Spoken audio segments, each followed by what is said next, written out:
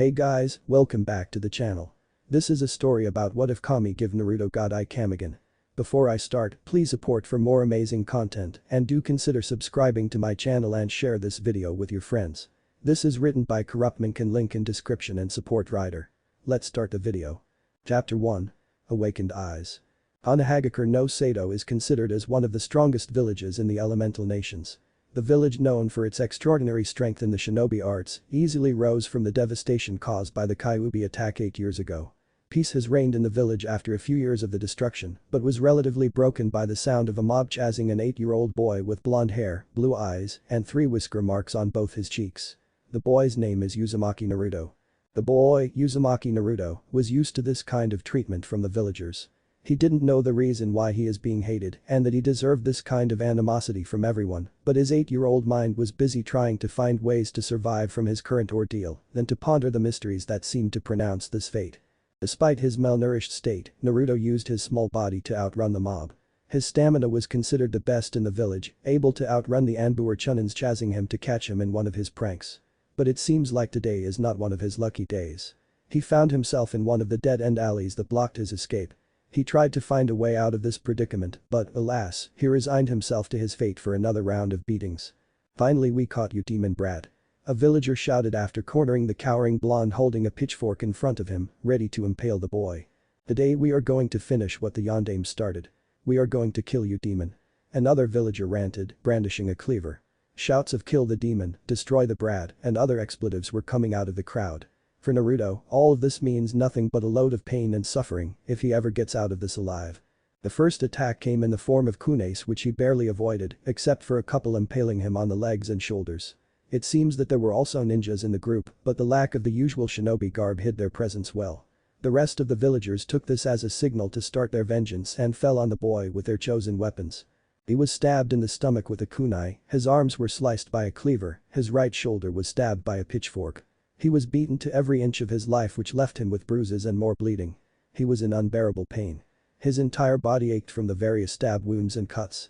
He was curled on the alley floor and tried to stand, but a sudden pain made him fall back on the ground, gasping for breath. It seems that his legs were broken, as well as his left arm. Despite the torture that he went through, he was still conscious. "Why? What did I do to you people?" he gasped out, tears leaking out from his face. One of the villagers looked at him, sneering. "Why, you ask? Because you are a demon. We are just exercising our civic duty to finish what the fourth started, to kill you and end your miserable existence, demon." With that, he swung down his katana, aiming to decapitate the boy. Naruto saw the sword and time seemed to slow down. His pitiful existence flashed before his very eyes. He recalled all the beatings, the ridicule, and the insult. He was wondering why he was clinging to life so hard, and it would be a blessing for him to just die and meet his parents in the afterlife. But before he was about to give up, he recalled one conversation he had with his surrogate grandfather, the Hokage, during one of their ramen trips. Flashback. Naruto was enjoying his 5th bowl of ramen with his Hokage Jiji. He enjoyed hanging out with the old man that he treated as a grandfather, along with the Ichiraku ramen family that fed him when he was out of food. In fact, there were only a few people in Konoha that treated Naruto like one of them. One of them being the Hokage, the Ichiraku family consisting of old man Tuchi and his daughter Am, and of course the 2 Anbu guards that he considered as older brothers, Weasel and Dog. The Hokage was astounded with Naruto's spirit. Despite being subjected to the villagers' stupidity and constant beatings, he was still that little ball of energy with a smile on his face that he loved someone that he considered to be his grandson. "So Naruto, what are your plans in the future?" the Hokage asked while the boy was about to start on his 6th bowl. Naruto paused his attack on the poor ramen bowl and thought for a bit. "Well, I want to gain the villagers' respect. I'll do anything to make them love me," he declared with a fierce determination that reminded the Hokage of the will of fire that the Shodaime and Nidaime preached during his apprenticeship. "Well, my boy, how are you planning to do that?" the Hokage asked, amused over the boy's declaration. "I'm going to become the strongest ninja in the world," shouted Naruto, which made the old man laugh in amusement. "Oh, that is quite a claim, my boy. I will become the best Jiji and I'm going to take that hat away from you when I do," the boy declared, his eyes burning with determination. The Hokage didn't doubt that the boy would deliver his promise in the future and he would be more than happy to give it to him when the time is right. "Well, if you want to become a ninja then you need to attend the academy soon," he mused. "Really? Great. I'm going to be a ninja." The boy bounced on his seat, excited over the prospect of getting started on his dream. "Relax, Naruto. "You're still too young to join the academy, but you will soon. I promise you that," said the Hokage. "Sure Gigi." The boy quipped, then suddenly gave him a foxy grin. "Hey Gigi, can I try your hat on?" Giving him the puppy look. He really hated Naruto when he resorted to this deadly weapon of mass destruction. He coughed and looked away to avoid the temptation in giving in to his demands. "Oh no you don't Naruto. Finish your bowl of ramen so I can get you home for the night," said the Hokage, laughing at Naruto's defeated face. This has been one of their favorite game, Naruto trying to coax the cage hat away from him. They've been at this since Naruto was 3 years old. Naruto just shrugged and backed down for now and attacked the innocent ramen bowl in front of him. He will get the hat soon enough and achieve his dream. End of flashback. When he recalled the memory, determination gripped his entire being. He will not give up now. He will continue to live until he achieved his goal to become the strongest ninja in the world and take the hat away from the old man. A sudden warmth seemed to flow from his stomach and seems to flow to every part of his body, washing away the aches and pains. He didn't notice that the various cuts and bruises healed, his entire body covered by a mysterious light. He felt the warmth spread over his body and onto his eyes, then the world exploded in a world of colors, red, blue, green, brown, and white. The villagers were scared. One moment they were beating the crap out of the demon brat and was about to shout for joy as one of their number deliver a decapitating swing to end the demon's life when something happened that shook them to the very core of their being. The boy's body was suddenly covered by a multicolored aura. The sword swing was stopped in its track by a sudden wall of wind that blew the items in the alley floor all over the place. The boy threw his right arm out, palm forward, and a sudden wall of water appeared that pushed everyone back, including the one that was about to end his life. A mob was sputtering and started to pull themselves back on their feet when they noticed the boy at the end of the alley. The shock that hit them was nothing compared to the emotions that they felt when they saw the boy standing, all of his wounds started healing in front of their eyes. But that is not what caused them to almost wet themselves. The aura surrounded the boy separated into 5, one for each color, and formed a ball. The red aura formed into a sphere of fire and placed itself beside the boy a few inches beside his right thigh, releasing wisps of smoke as if it burned the very air around it. The blue aura formed into water that appeared out of thin air and settled beside the left thigh, releasing small drop of water that fell on the alley floor. The green seemed to be a ball of wind, spinning like a small tornado on the boy's right arm. The brown aura absorbed the loose earth at the boy's feet, forming a spinning ball of rocks and dirt on the boy's left. The white ball seemed to cackle with electricity and situated itself on top of the boy's head. However, what they saw that almost shit themselves was the boy's eyes. The iris was now a solid gold, and the pupil was replaced by a 5-pointed inverted star and glowing an eerie white. Og, one of the Hokage's personal Anbu, was speeding to the location where he felt a huge spike of chakra on the west side of the village. It was supposed to be his turn to watch Naruto, but the latest release of his Icha Icha series was none to be ignored. The chakra spike was Naruto and that only spelled trouble. He arrived at a scene that made his blood run cold and his rage almost overwhelming him. The mob cornered Naruto in one of the deserted alleys in the commercial district and one of them was about to swing his sword to behead his charge. He was about to interfere when something happened that almost made him shit in his pants. What he saw made him curse. Oh shit. Naruto was standing. The energy that he felt disappeared but it left him refreshed and the lingering warmth made him feel powerful, invincible even. He saw that the mob was a few feet away from him, staring at him with awe and fear that almost made him laugh. He checked himself to see why he wasn't hurting anymore, but what he saw shocked him to the very core. There, surrounding him were 5 balls of something, 2 beside his thighs, 2 on his arms, and 1 just a bit above his head in front of him. What is happening? What are these things? Naruto asked himself. He was brought out from his thoughts when one of the villagers shouted. The demon is doing something. A large villager shouted. The demon is escaping. Another ranted. Let's get him. 2 of the villagers charged forward, one carrying a cleaver and the other carrying the katana that almost chopped his head off. He crossed his arms to shield himself from their attacks when something happened that scared him. The red ball flared and emitted a stream of red-hot fire that surrounded him, effectively cutting off the attack with a wall of flame. The charging villagers stopped their attacks and were starting at the wall of flame with fear in the eyes. What just happened? Thought Naruto, not believing what just happened. The red ball that looked like fire just protected him with a wall of flame. He was snapped out of his thoughts by a voice in the back of his head. Snap out of it, kid. This is no time to solve the mysteries of the universe. The voice said sarcastically. Who are you? Asked Naruto, now freaking out because of what happened. The appearance of the wall of flame scared him, but the voice in his head definitely freaked him out. Who I am would be answered later. You need to defend yourself against them. The voice commanded with urgency. How am I supposed to do that? There are a lot of them and I can't run since I'm stuck. Demanded Naruto. Naruto was pulled out from his rant when some of the villagers started throwing knives at him. Not knowing what to do, he instinctively threw his arms out, hoping to stop what was about to happen. This time, the ball of spiraling wind on his right seemed to sense his thoughts and release a strong gust of wind that blew the projectiles away from him. Now what happened? Not believing his eyes when the wind suddenly appeared and blew the flying kunais away from him. Man, you're practically an idiot. The voice growled in amusement. Hey. I'm not an idiot. Get out of my head, whoever you are. Ranted Naruto. Okay kid, listen up.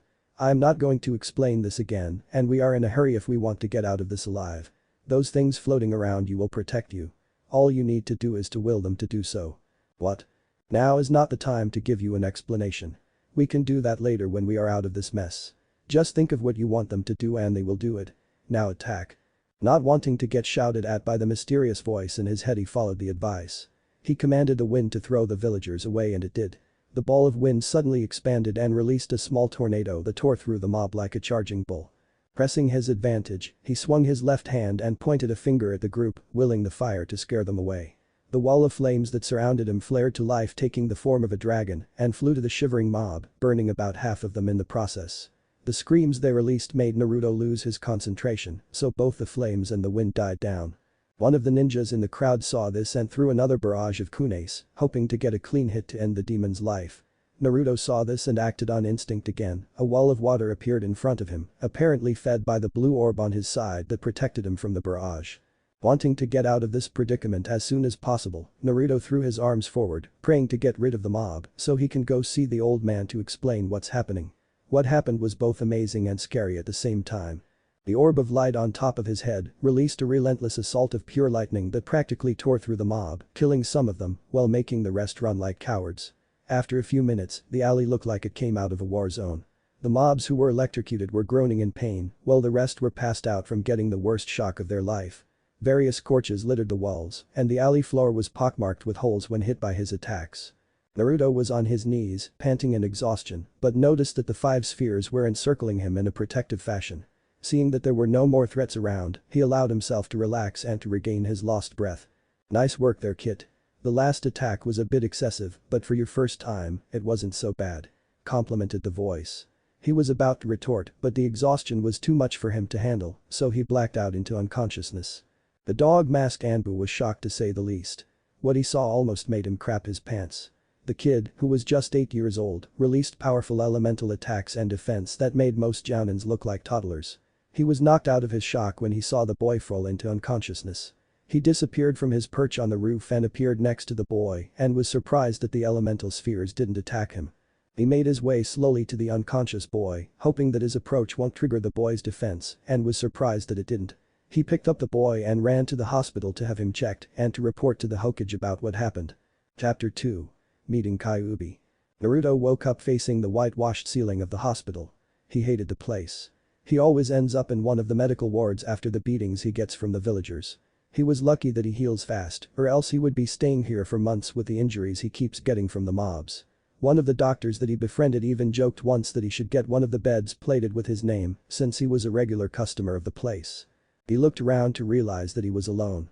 From the lack of light, it would seem that it is already evening, so he must have been sleeping for quite a while.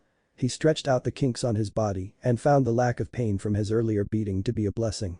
He swore that Kami gifted him with it so he would remain alive from the beatings he gets from the villagers. Seeing a pitcher of water on the table beside his bed, he proceeded to pour himself a cup to water down his parched throat. He remembered what happened and looked around. He noticed the absence of the colorful orbs that he saw during the encounter with the mobs. He was depressed about that though. Those skills that he demonstrated would have been very handy, not to mention that it would be cool to have around. Everything that happened must have been a dream. Thought Naruto. No kid. You didn't dream anything. He almost lost his grip on the glass of water he was holding. The voice was back. It wasn't a dream then. You're there whoever you are. I thought everything that happened was a dream.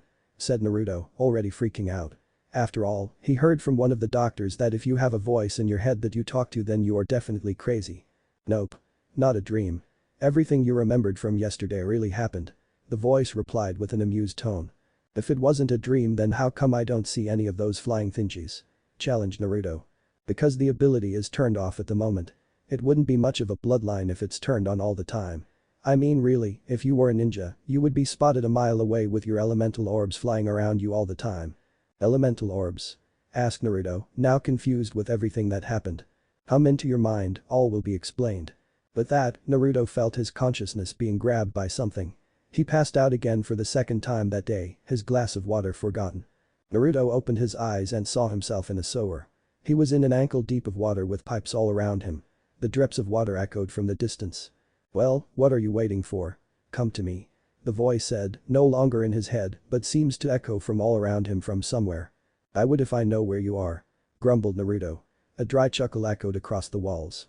One of the pipes beside him lit up, giving the place a reddish hue.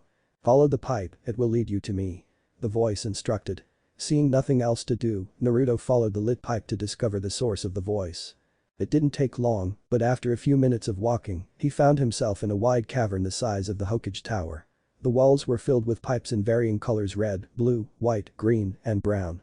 It was mesmerizing to look at. On the far edge of the cavern was a giant cage with bars the size of his body. On the middle of the cage was a paper with the kanji of seal. Finally I get to meet my container for 8 long years. I've been waiting for you, kid. Said the voice that seemed to come from the darkness in the other side of the cage. Where are you? Or more importantly, who are you? Asked Naruto, peering into the darkness of the cage to see who he was talking to. Before he could say anything else, the entire room was lit up by an intense wave of red chakra that seemed to emanate from the cage itself. The chakra felt heavy that it almost brought him to his knees, but as fast as it came, it was gone, but the lighting around the cavern remained. When Naruto raised his head, he was face to face with a creature that he only heard described in books. He immediately backed away. Kyuubi. Got it in one. You're not as dumb as you look. The creature known as Kyuubi quipped in a demonic voice, similar to the one that has been echoing in his head. Hey. I'm not dumb. Defended Naruto, still shaking a bit at the size of the creature in front of him. That remained to be seen. The fox mumbled, which was still loud enough for an indignant Naruto to hear.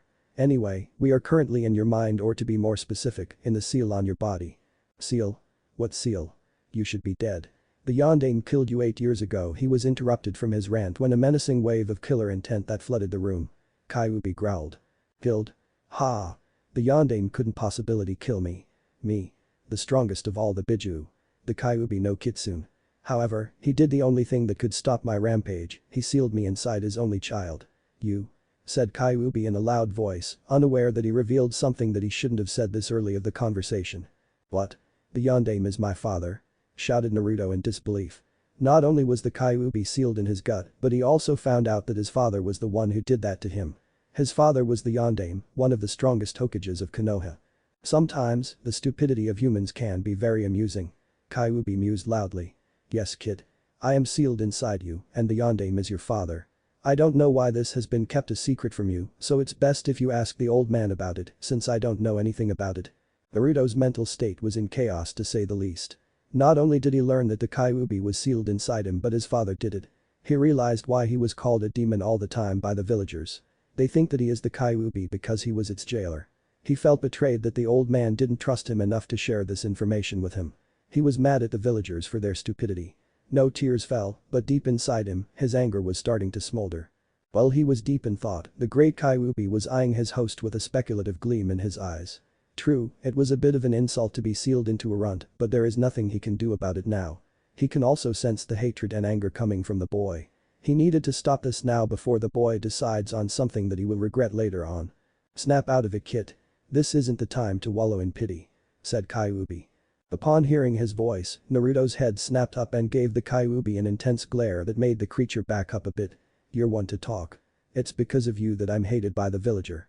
It is because of you that I'm always beaten on my birthday. It is because of you that my life has been hell. Kyuubi released a powerful roar that made Naruto release all the anger and hatred he backed up in his rant. A claw made of red chakra shot out from the cage and engulfed him in a tight grip. He was yanked out of the ankle-deep water and brought face to face with the all-powerful creature sealed inside him. You have no right to blame me for the life you have, stupid human. I didn't ask to be sealed inside you. I also didn't attack the village without provocation.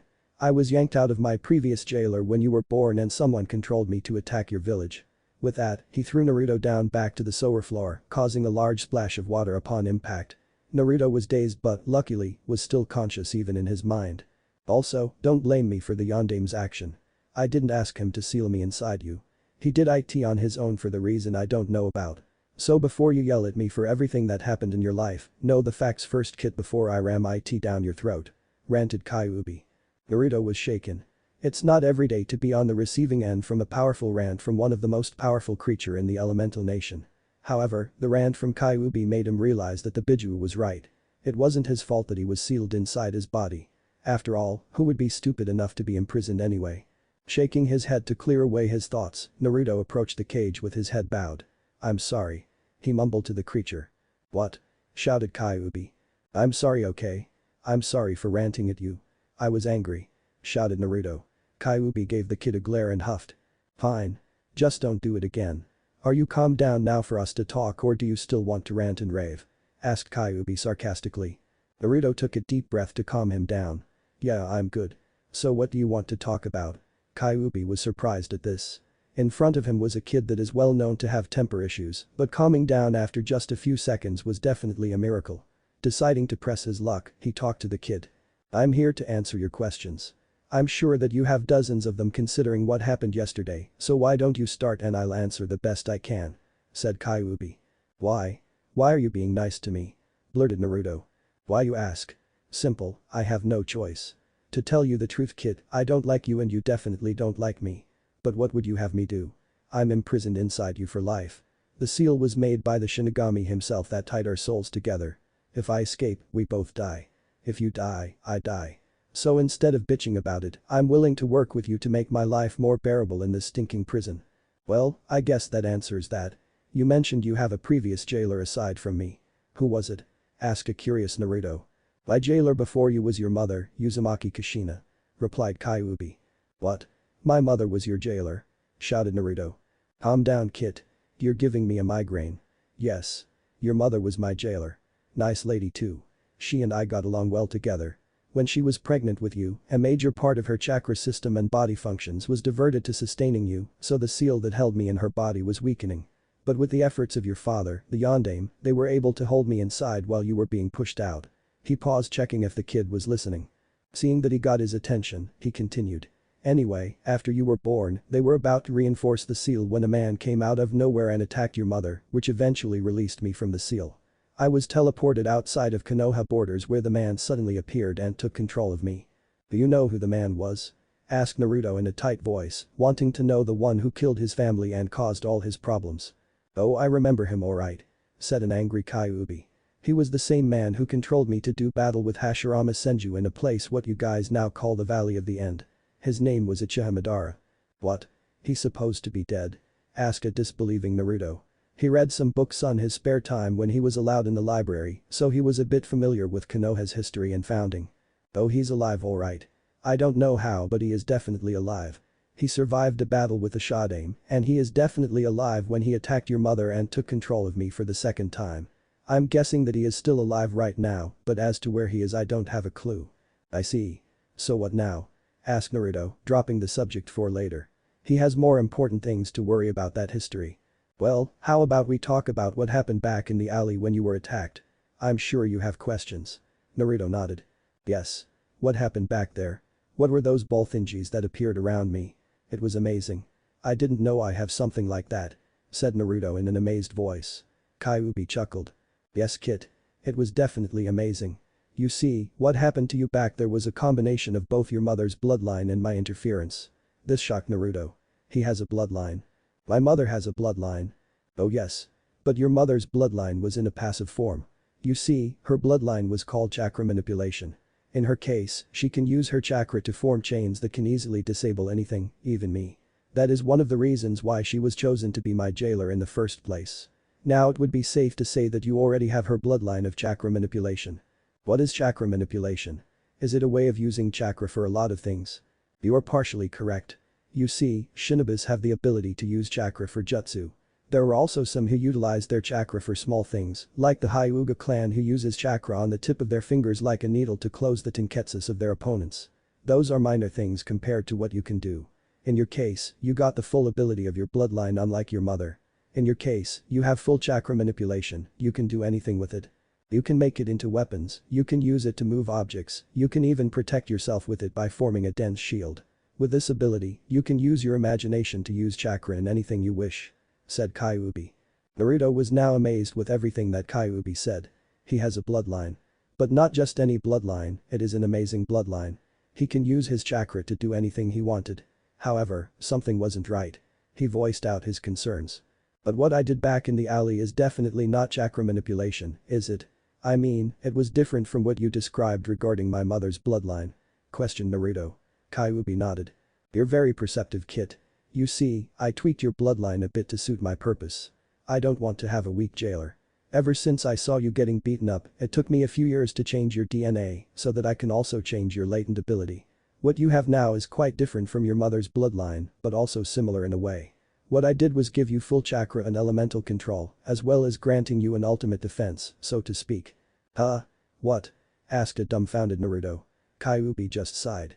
"This might take a while. Let me see. I changed your bloodline a bit using my chakra. Instead of just manipulating chakra, I changed it so that you can use your chakra to allow you to manipulate the elements as well. For example, you can manipulate your chakra to allow you to create a shield of water or a sword of wind. It's all up to you on what you want to do with it.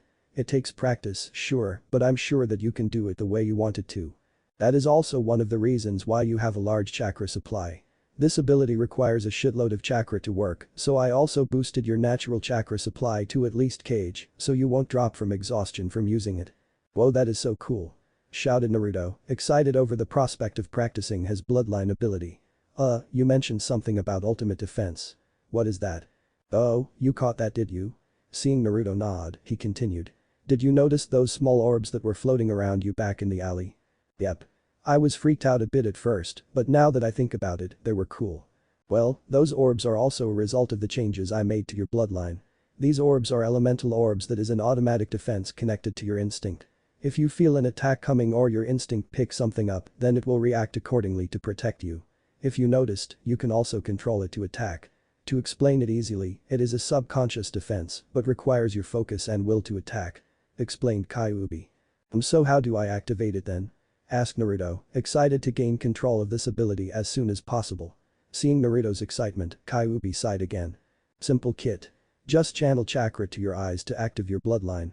Like the Sharingan and Byakugan, the eyes act as a switch for the bloodline to work. To turn it on, just continuously channel your chakra to your eyes, and if you want to turn it off then just cut the chakra flow. That's easy. I can do that." He paused for a bit, then looked at Kyuubi with a sheepish expression on his face. How do I channel chakra?" Kyuubi sweat dropped. "This is going to take a while." Chapter 3. Revelations. Naruto opened his eyes and saw that it was morning. He guessed that it took almost all night to talk to Kyuubi about his bloodline. His body was well rested, it seems, considering that his body was asleep while his mind did all the work. It was amazing that he didn't get any headache from the whole thing. "Of course, I wouldn't want you to wake up with a headache. I shudder to think your reaction would be when you wake up with a migraine," quipped Kyuubi from his head. "I didn't know we can talk like this," said Naruto. "You really are an idiot at times. If you remember, I talked to you when you were attacked in that alley," said Kyuubi in an amused tone. "Oh yeah, right. Sorry about that," replied a sheepish Naruto. "If you don't mind, I'll go take a nap. I stayed up all night talking to you, so I want to go to sleep and leave you alone for a while," said Kyuubi, getting a mental image of the fox yawning and curling up in his cage. Naruto shook his head and sat up on his bed. He pulled off the covers and found that he was garbed in a hospital gown. "I guess my clothes are gone now," he thought sadly when he remembered the beatings he got from yesterday. He looked around and saw that he was alone, so he proceeded to practice his bloodline a bit before someone comes knocking in. He closed his eyes and channeled chakra to his eyes. He felt the same warmth pool around his eyes that told him that his bloodline was active. He opened his eyes and saw that he was surrounded again by his elemental orbs. Remembering what Kyuubi told him about his ability, he willed the orbs to move in front of him so he can inspect them closely, and they did. The 5 elemental orbs swiftly moved in front of him, seemingly like a puppy happy to serve its master. Each orb represent each element: an orb of red-hot flames, a white orb of crackling electricity, a blue orb of water, a green orb of swirling wind, and a brown orb made of earth. Curious, he stuck one of his fingers into the fire orb and was surprised that it didn't burn him. It was warm, comfortable to the touch. He pulled it out and stuck the same finger into the white orb of electricity, which made the tip of his finger tingle. He played around with it a bit, making them dance around his body. Also do some tricks like a loop-the-loop, which he found entertaining. He also experimented on the range of his bloodline. It seems that these orbs were self-sustaining and can leave the range of his body. He experimented with this a bit by throwing the balls on the ends of the room and was happy that they didn't disappear. He also remembered that Kyuubi told him about his chakra manipulation, so he gave it a shot and channeled chakra to his finger to connect to the orbs. It didn't work as he planned. All he got was a wisp of chakra escaping from his fingers and nothing else. I guess Kyuubi was right when he told me that chakra manipulation requires more practice compared to my elemental orbs. He was so busy with his experimentation that he didn't notice the Hokage dog enter the medical ward he was in. Their jaws were hanging open when they saw Naruto playing around with spheres made of elements. It was astounding and freaky at the same time. The Hokage coughed to get his attention. Naruto was busy playing around with his elemental orbs when he heard someone cough in the room. He turned his head and saw the Hokage dog standing there on the door with their mouth hanging open. He gave them both a wave that caused the orbs to weave around him as if they were playing. "Hyojiji, dog-san." He greeted his visitors. Both approached Naruto cautiously to avoid getting attacked by the orbs. Dog informed the Hokage everything that happened in the alley, so both were quite cautious when they approach. Naruto noticed this. "Don't worry, Jiji. They won't attack." He demonstrated that he was in complete control of his ability by letting them move around his body with his fingers, telling them where to go to alleviate their concerns. "Naruto, I'm glad to see that you're awake." The Hokage greeted his surrogate grandson. "I'm happy to see you're alright, Naruto. How are you feeling?" Dog asked, concern lacing his voice which Naruto found endearing. "I'm feeling good. Great even. A lot of things happened, but I'm cool," quipped Naruto happily. Naruto, what are those? What happened to your eyes?" The Hokage pointed at the orbs. "Oh. These are my elemental orbs. They are a part of my bloodline," explained Naruto with an excited tone in his voice. "Bloodline? I didn't know you had such a bloodline.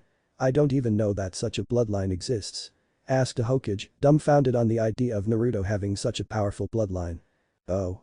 Yeah. These are new. Kyuubi told me that he changed my mother's bloodline a bit to create them. When I get these eyes, it means that my bloodline is activated." "Kyuubi?" Both Hokage and Dog shouted. "Yep. Kyuubi explained everything to me," said Naruto. He frowned. "He also told me everything about my parents." Naruto the Hokage started but was cut off by Naruto. "You don't have to say anything, Jiji. I understand why you didn't tell me, so I forgive you. I also know that I have Kyuubi sealed inside me and I was able to talk to him." "You talked to the Kyuubi?" asked the Hokage, shocked that Naruto was able to get in contact with the beast at this early stage of his life. "Yup. It was an accident really, caused by the attacks, but it was good. I want you to be careful, Naruto. The Kyuubi is a dangerous creature," warned the Hokage. "I resent that. I'm only dangerous to my enemies," growled Kyuubi. "I thought you were asleep," Naruto asked his tenant. "I was, but I woke up when I heard you were talking to the old man and your friend," explained Kyuubi. The Hokage noticed Naruto's blank stare, so he shook the boy a bit to get his attention. "What?" exclaimed Naruto. "You spaced out a bit there, kid," said Dog. "Oh, sorry about that. Kyuubi was talking to me. He was supposed to be asleep, but he woke up when you came in and heard you." "What?" "Sheesh. Old people tend to overreact these days.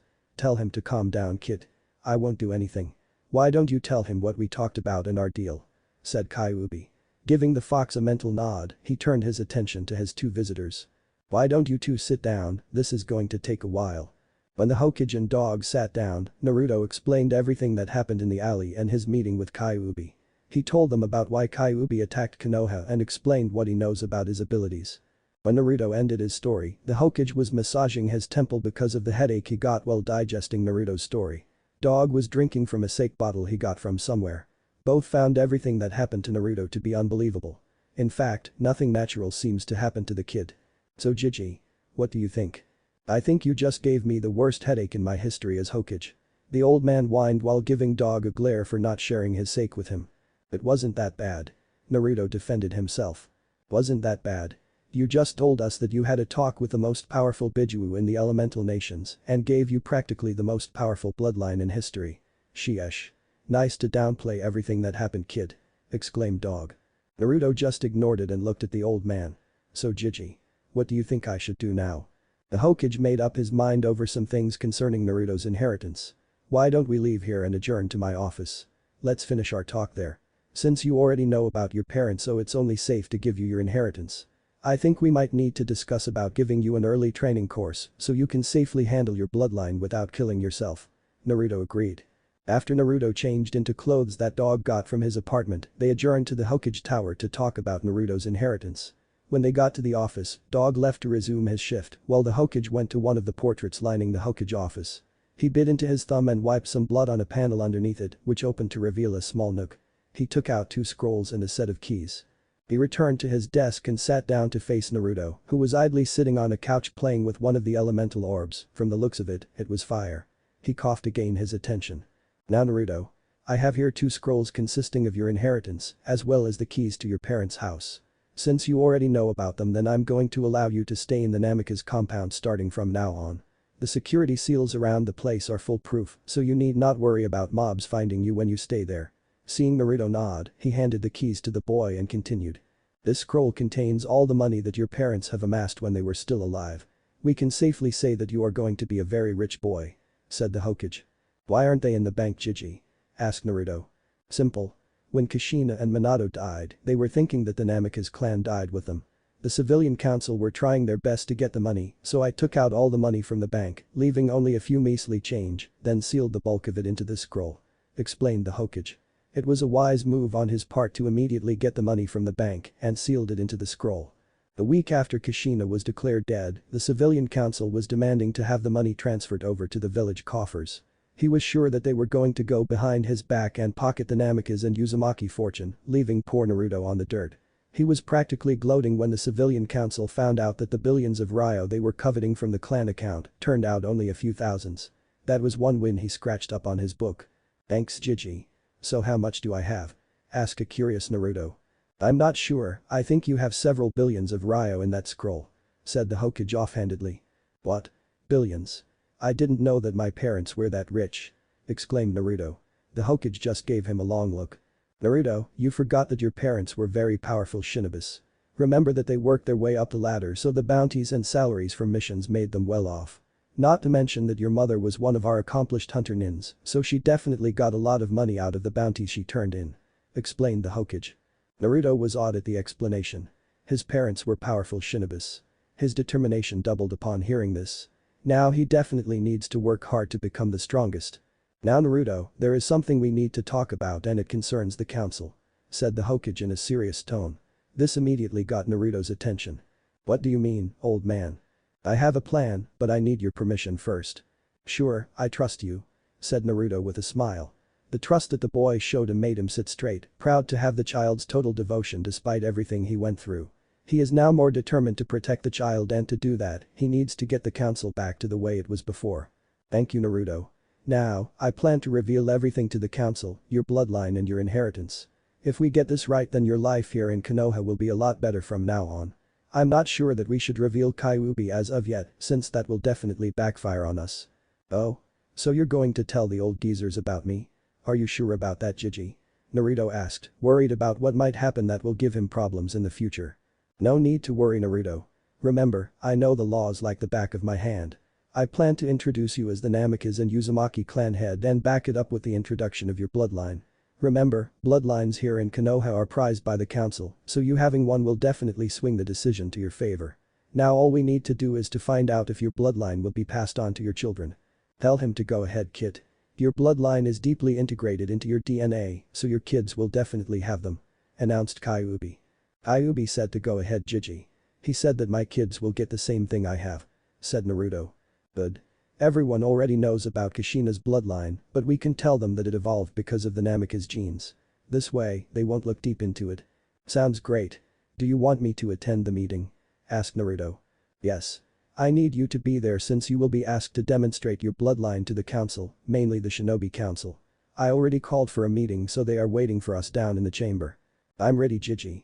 Let's kick the geezer's ass and teach them who's boss. Naruto shouted enthusiastically, which brought a peal of laughter from the Hokage. Only Naruto can brighten his day like this. The Konoha Council was divided into 2 factions, the Shinobi Council and the Civilian Council. The Shinobi Council is made up of the Konoha clan heads, as well as the 2 advisors of the Hokage. The main clans include the Hyuga, Aburame, Akimichi, Nara, Uchiha, and the Inyazuka. The Uchiha representative was Danzo Shimura, since Uchiha Sasuke is still underage, and the eldest, Uchiha Itachi, is a missing nin. The Civilian Council is made up of the wealthy merchants in Konoha. The Hokage explained to Naruto the 2 council factions and his standing among them. The Shinobi Council is either neutral or favorable to his plight, since most of them followed the Yondame's wishes for you to be treated as a hero. The only exception to this rule is the Hyuga. The Civilian Council, however, is another matter entirely. They are against Naruto since he holds the Kyuubi. This caused a stalemate when it comes to votes, but the Hokage was sure that he can sway them to Naruto's side due to his powerful bloodline. When the Hokage and Naruto entered the council chamber, the boy noticed that everyone was bickering over one thing and another. The whole scenario didn't really make much of an impression with Naruto. Don't worry too much about it, kid. Humans have always been like this. You've seen them all. Said Kyuubi, amused over the council's pseudo-superiority. Why are they acting like that then? Asked Naruto. Simple, kid. From what I gather, the Civilian Council have been trying to usurp the Hokage's powers for years now. If I remember correctly, Minato told Kushina about it while I was sealed inside her. He was trying hard to stop their power-grabbing schemes, but he was only able to do so much. I guess the Hokage is now pushed back to the back seat unless he takes away the power that they have right now. Why won't Jiji do that then? He is the Hokage after all. He is the leader of the village. Yes. He can do that, but he might be working on that right now starting with you. It seems that you gave him back his backbone. Said an amused Kyuubi. His conversation was cut short when one of the Civilian Council members made it known to the Hokage of Naruto's presence. Hokage-sama. We were wondering why you called us for an important meeting. Also, why is that boy doing here? The councilman sneered. The Hokage just gave the offending party long look and made it known why he was the Hokage and they were just advisors. Tell me, Councilman Haruno. Who am I? Asked the Hokage. You're the Hokage, Hokage-sama. Councilman Haruno immediately answered. Good Councilman Haruno. So let me ask you this, who gave you permission to ask me why I called for a council meeting? The Hokage shouted the last part and leaked a bit of his killing intent that made the Civilian Council cower in fear. The Shinobi Council stood straight. It seems that something happened that made Hiruzen Sarutobi bring out his long-lost backbone. For them, they were looking at the god of Shinobi, the professor, and the third Hokage of Konohagakure no Sato. Even the ever stoic Danzo smiled at this. For the past years since I've taken the mantle of Hokage again from Minato, I noticed that the Civilian Council are turning my village as their own. So let me ask you this, is Konoha a shinobi village or a civilian village? Asked the Hokage in a cold voice. He addressed the entire council, daring them to answer his question. The Nara clan had answered. Konoha is a shinobi village, Hokage-sama. Good to know that. So let me remind the council that this is a shinobi village, so this is purely my village. I'm the leader of Konoha. The council is just my advisors. You don't give me orders. I give orders. If I say you jump, you ask how high. If I say you leave, then you should run as fast as you can. Do you all understand me? He released his barely restrained killer intent at the Civilian Council, making some of them pass out from the strain. He looked around as if daring for anyone to tell him otherwise. After a few seconds of silence, he took charge of the meeting. Good, now we can start. I called you all here regarding some recent developments that occurred here in Konoha that will greatly affect its future. What developments, Hokage-sama? Asked a Hiyashi Hyuga. This is concerning the bloodline that woke up in Uzumaki Naruto yesterday after he was attacked by civilians. This brought out a lot of whispers from the Shinobi Council. The Civilian Council, however, were in total denial that the boy have any bloodline and that it is a trick to fool the Hokage. Hearing that the meeting was starting to degenerate into a total argument, he slammed his hand hard on the table that calmed everyone down. Thank you for the silence. He said sarcastically. Anyway, it seems that Naruto-kun woke up his mother's bloodline ability within himself, but it evolved into something more due to his father's genetic code. The boy is an orphan, Hokage-sama. He doesn't have any parents. One of the Civilian Council sneered. Really now, Councilman? Let me ask you this, do I need to give you the talk? Asked the Hokage. What? The councilman stuttered out. I said if I need to give you the talk. It seems to me that you don't know how babies are made. I assure you that Naruto-kun didn't just come out of the cabbage patch or a stork brought him to Konoha. The Shinobi Council laughed at this while the civilians were glaring at them. To continue, I brought Naruto-kun here to explain how his bloodline awakened. I'll supply the facts that he left out since I knew both his parents personally. The Hokage motioned for Naruto to step forward to begin his explanation, which he did. He explained what happened with the mobs yesterday that made the Civilian Council nervous. When he finished his explanation, one of the Shinobi Council, the Nara clan head, asked. So Uzumaki-san, can you demonstrate to us your bloodline? Naruto nodded and closed his eyes. He channeled chakra to his eyes to activate his elemental orbs. The entire Konoha Council gasped. Naruto was surrounded by 5 orbs of lights, each of different colors, taking their rightful position around Naruto's body. They stared in awe when Naruto opened his eyes and showed them his eyes, revealing his Jujutsu gold iris and reversed star pupils. This is my bloodline that is activated through my eyes. I call this the kamigan or God's eyes. And no, I didn't come up with a name for my bloodline. Hokage gave me the name since it is a new bloodline with no records of its origins. So what do they do, Uzumaki-san? Tsume, the Inyazuka clan head, asked. My bloodline is composed of two main elements according to the Hokage. It seems that I got my mother's chakra manipulation bloodline that allows me to utilize chakra for almost anything I want. Hokage also told me that because of my father's DNA caused a bloodline to evolve that allows me to control elements as well, without having to do hand seals. Also, my elemental orbs is only activated when my Jujutsu is active. It seems that my ultimate defense and elemental manipulation from them is directly connected to my eyes. This shocked the entire council. A bloodline of this magnitude has never been seen throughout the entire elemental nations. The power to control chakra and the elements is practically the most powerful bloodline in the world. Most of the shinobi councils were drooling over the possibility of such bloodline, while the civilians were busy plotting on how to get Naruto under their wings to control such power. What are those orbs surrounding you? The Aburam clan head asked. These are what I call elemental orbs, Shinobi-san.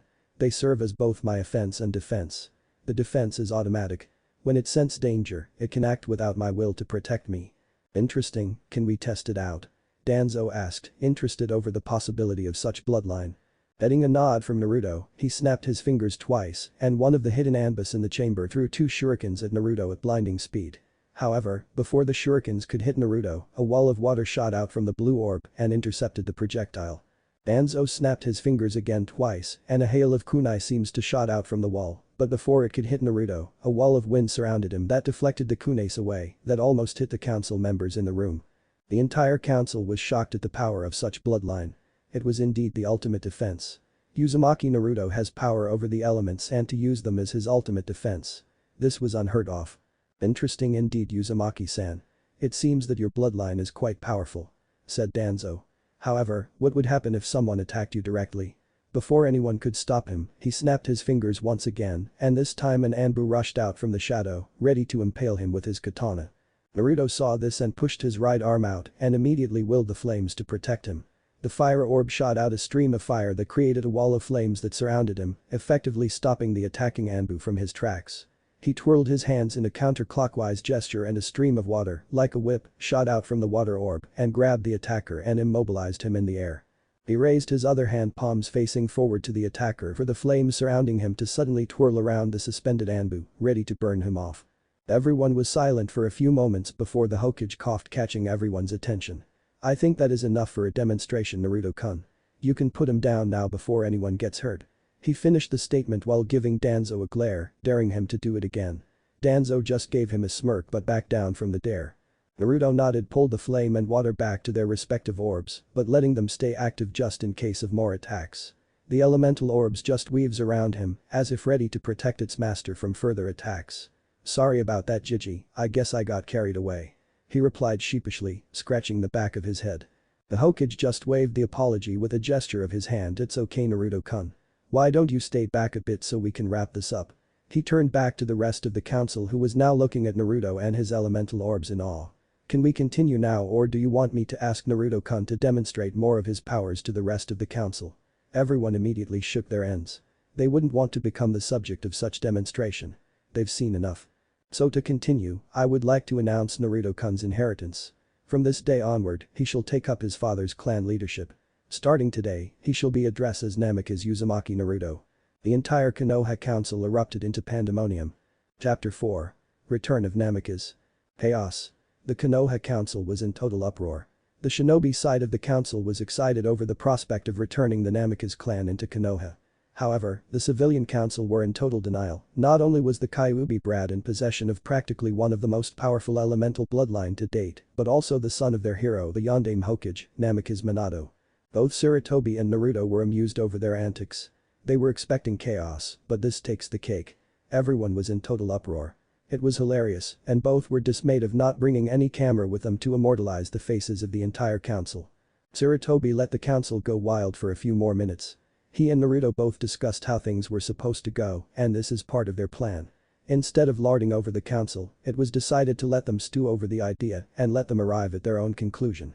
The shinobi council eventually settled down, but the excited smirk on their faces proved to be enlightening to both Naruto and the Hokage.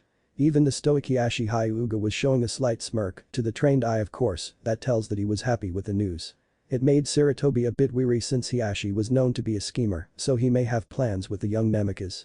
The civilian council, however, was discussing among themselves the absurdity of the idea regarding the demon brat being the Yandame's son. Considering that they weren't that smart to begin with, so the bare facts that the shinobi council already realized eluded them. Sarutobi was brought out of his musings when the head of the civilian council shouted to get his attention. The offender was no other than the Haruno councilman.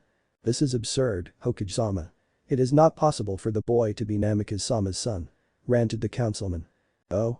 Really now, Councilman Haruno? Do you have any facts that prove otherwise?" inquired an amused Sarutobi. "We all know for a fact that the Yandame has never married. If it was, then his son's parentage would have been known throughout the entire village." The Hokage nodded. "That is true, but that is the reason why all of you don't know about his personal life." "Explain yourself, Hokage-sama," said another civilian council member. "I don't have to explain myself to you, but I will humor you just this once.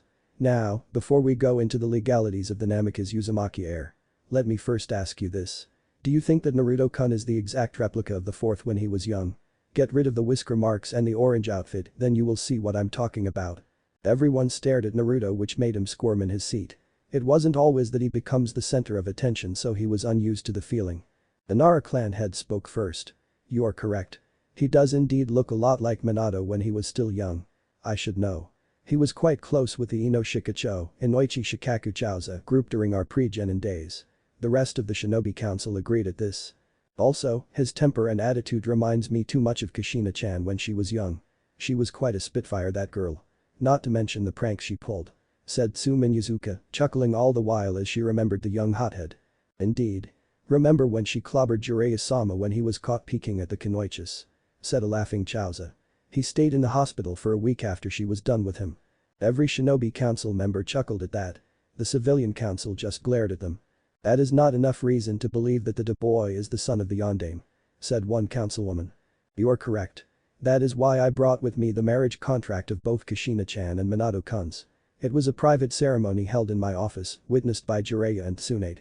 Also, here is the birth certificate of Naruto-kun when he was born during the Kyuubi attack, signed by both Tsunade and Hikari Sato, who took charge of the birthing," said the Hokage, holding up two documents and passed them first to the shinobi council. When the civilian council got their hands on the documents, they poured all their attention to it to make sure that everything is legal, and to their dismay, it was ironclad. It was official. Uzumaki Naruto is indeed Namikaze Uzumaki Naruto, the son of Namikaze Minato and Uzumaki Kushina. The Hokage coughed to return their attention back to him. "Now we will take a vote should Naruto-kun get his inheritance according to Minato-kun's will." He called for a vote, and all the shinobi council, as well as some of the civilian council, raised their hands in agreement. The only ones left were the Hokage advisors, Himaru and Kaharu, Danzo, and some of the civilian council. "Then it is official. Naruto-kun will take the Namikaze Uzumaki clan leadership and all assets that come with it. Considering that he is still a minor, I will be temporarily taking over his seat in the council until he becomes an adult when he graduates and become a genin of Konohagakure no Sato.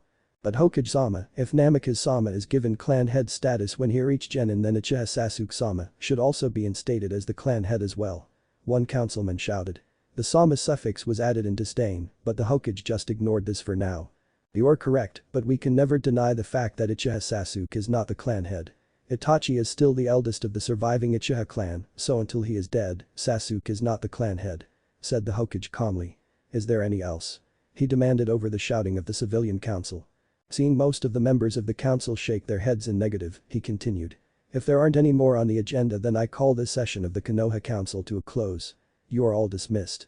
With that, the Hokage nudged Naruto out of the chamber, leaving behind a smiling shinobi council, fuming civilian council, and of course, some plotting members to get the boy under their control and all the influence he holds. The Hokage and Naruto retired into the Hokage office after the meeting, both exhausted with everything that happened today. It was already late in the afternoon, so both were a bit weary. Naruto settled down on the couch and directed the wind orb to rotate in order to produce a cooling breeze to cool them up. The Hokage was thankful for this, then settled down in his chair facing Naruto. "Now that everything is done, I would like to congratulate you in becoming the head of the Namikaze Uzumaki clan, Naruto-kun," said Sarutobi, giving his surrogate grandson a smile. "Thanks, Jiji. But don't you think that I'm a bit too young to become a clan head?" I mean, I don't even know what to do," exclaimed Naruto. "No need to worry, my boy. I'm sure you'll pick it up in no time. Now, we need to discuss a few things that come with your birthright." Naruto nodded, so he continued. "Naruto, you need to realize that one of the reasons why I kept your inheritance secret is because both your mother and father have plenty of enemies. The history between the Yondaime and Iwa is legendary, so they will be sending a lot of assassins to kill you when the word of your identity gets out. I kept this hidden from you because I wanted to protect you, so I apologize for not acting out sooner," apologized Sarutobi. "I understand, Gigi. But why did you release the information now? I mean, would that just put me in danger?" asked a curious Naruto. "Well, it would have been a dangerous idea to release your inheritance to the world, but I think we both know for a fact that you can protect yourself now," subtly gesturing towards the floating orb surrounding Naruto. "Since we are on the subject, I decided to let you train even before entering the academy to hone your skills. Among the rest of the shinobi clan heirs, you are in a bit of a disadvantage since your parents aren't around to teach you their techniques, but with your determination and stamina, I'm sure that you can overcome this hurdle. Also kid, I would be helping you out. Tell the old man that I will be helping you train, giving you ideas to help you get started," interrupted Kyuubi. He was awake and listened to the entire council meeting and agreed with the Hokage's presumption regarding Naruto's enemies in the future. His container can take care of himself with his bloodline, but it's best to be safe than sorry. Gigi. Kyuubi told me that he agreed with your idea. He will be helping me out as well." Naruto relayed his conversation with Kyuubi. Sarutobi was shocked at this. Naruto was already powerful with his active bloodline, but with Kyuubi's teachings, it is possible for the boy to become the most powerful shinobi in the entire elemental nations. He was weary with the offer.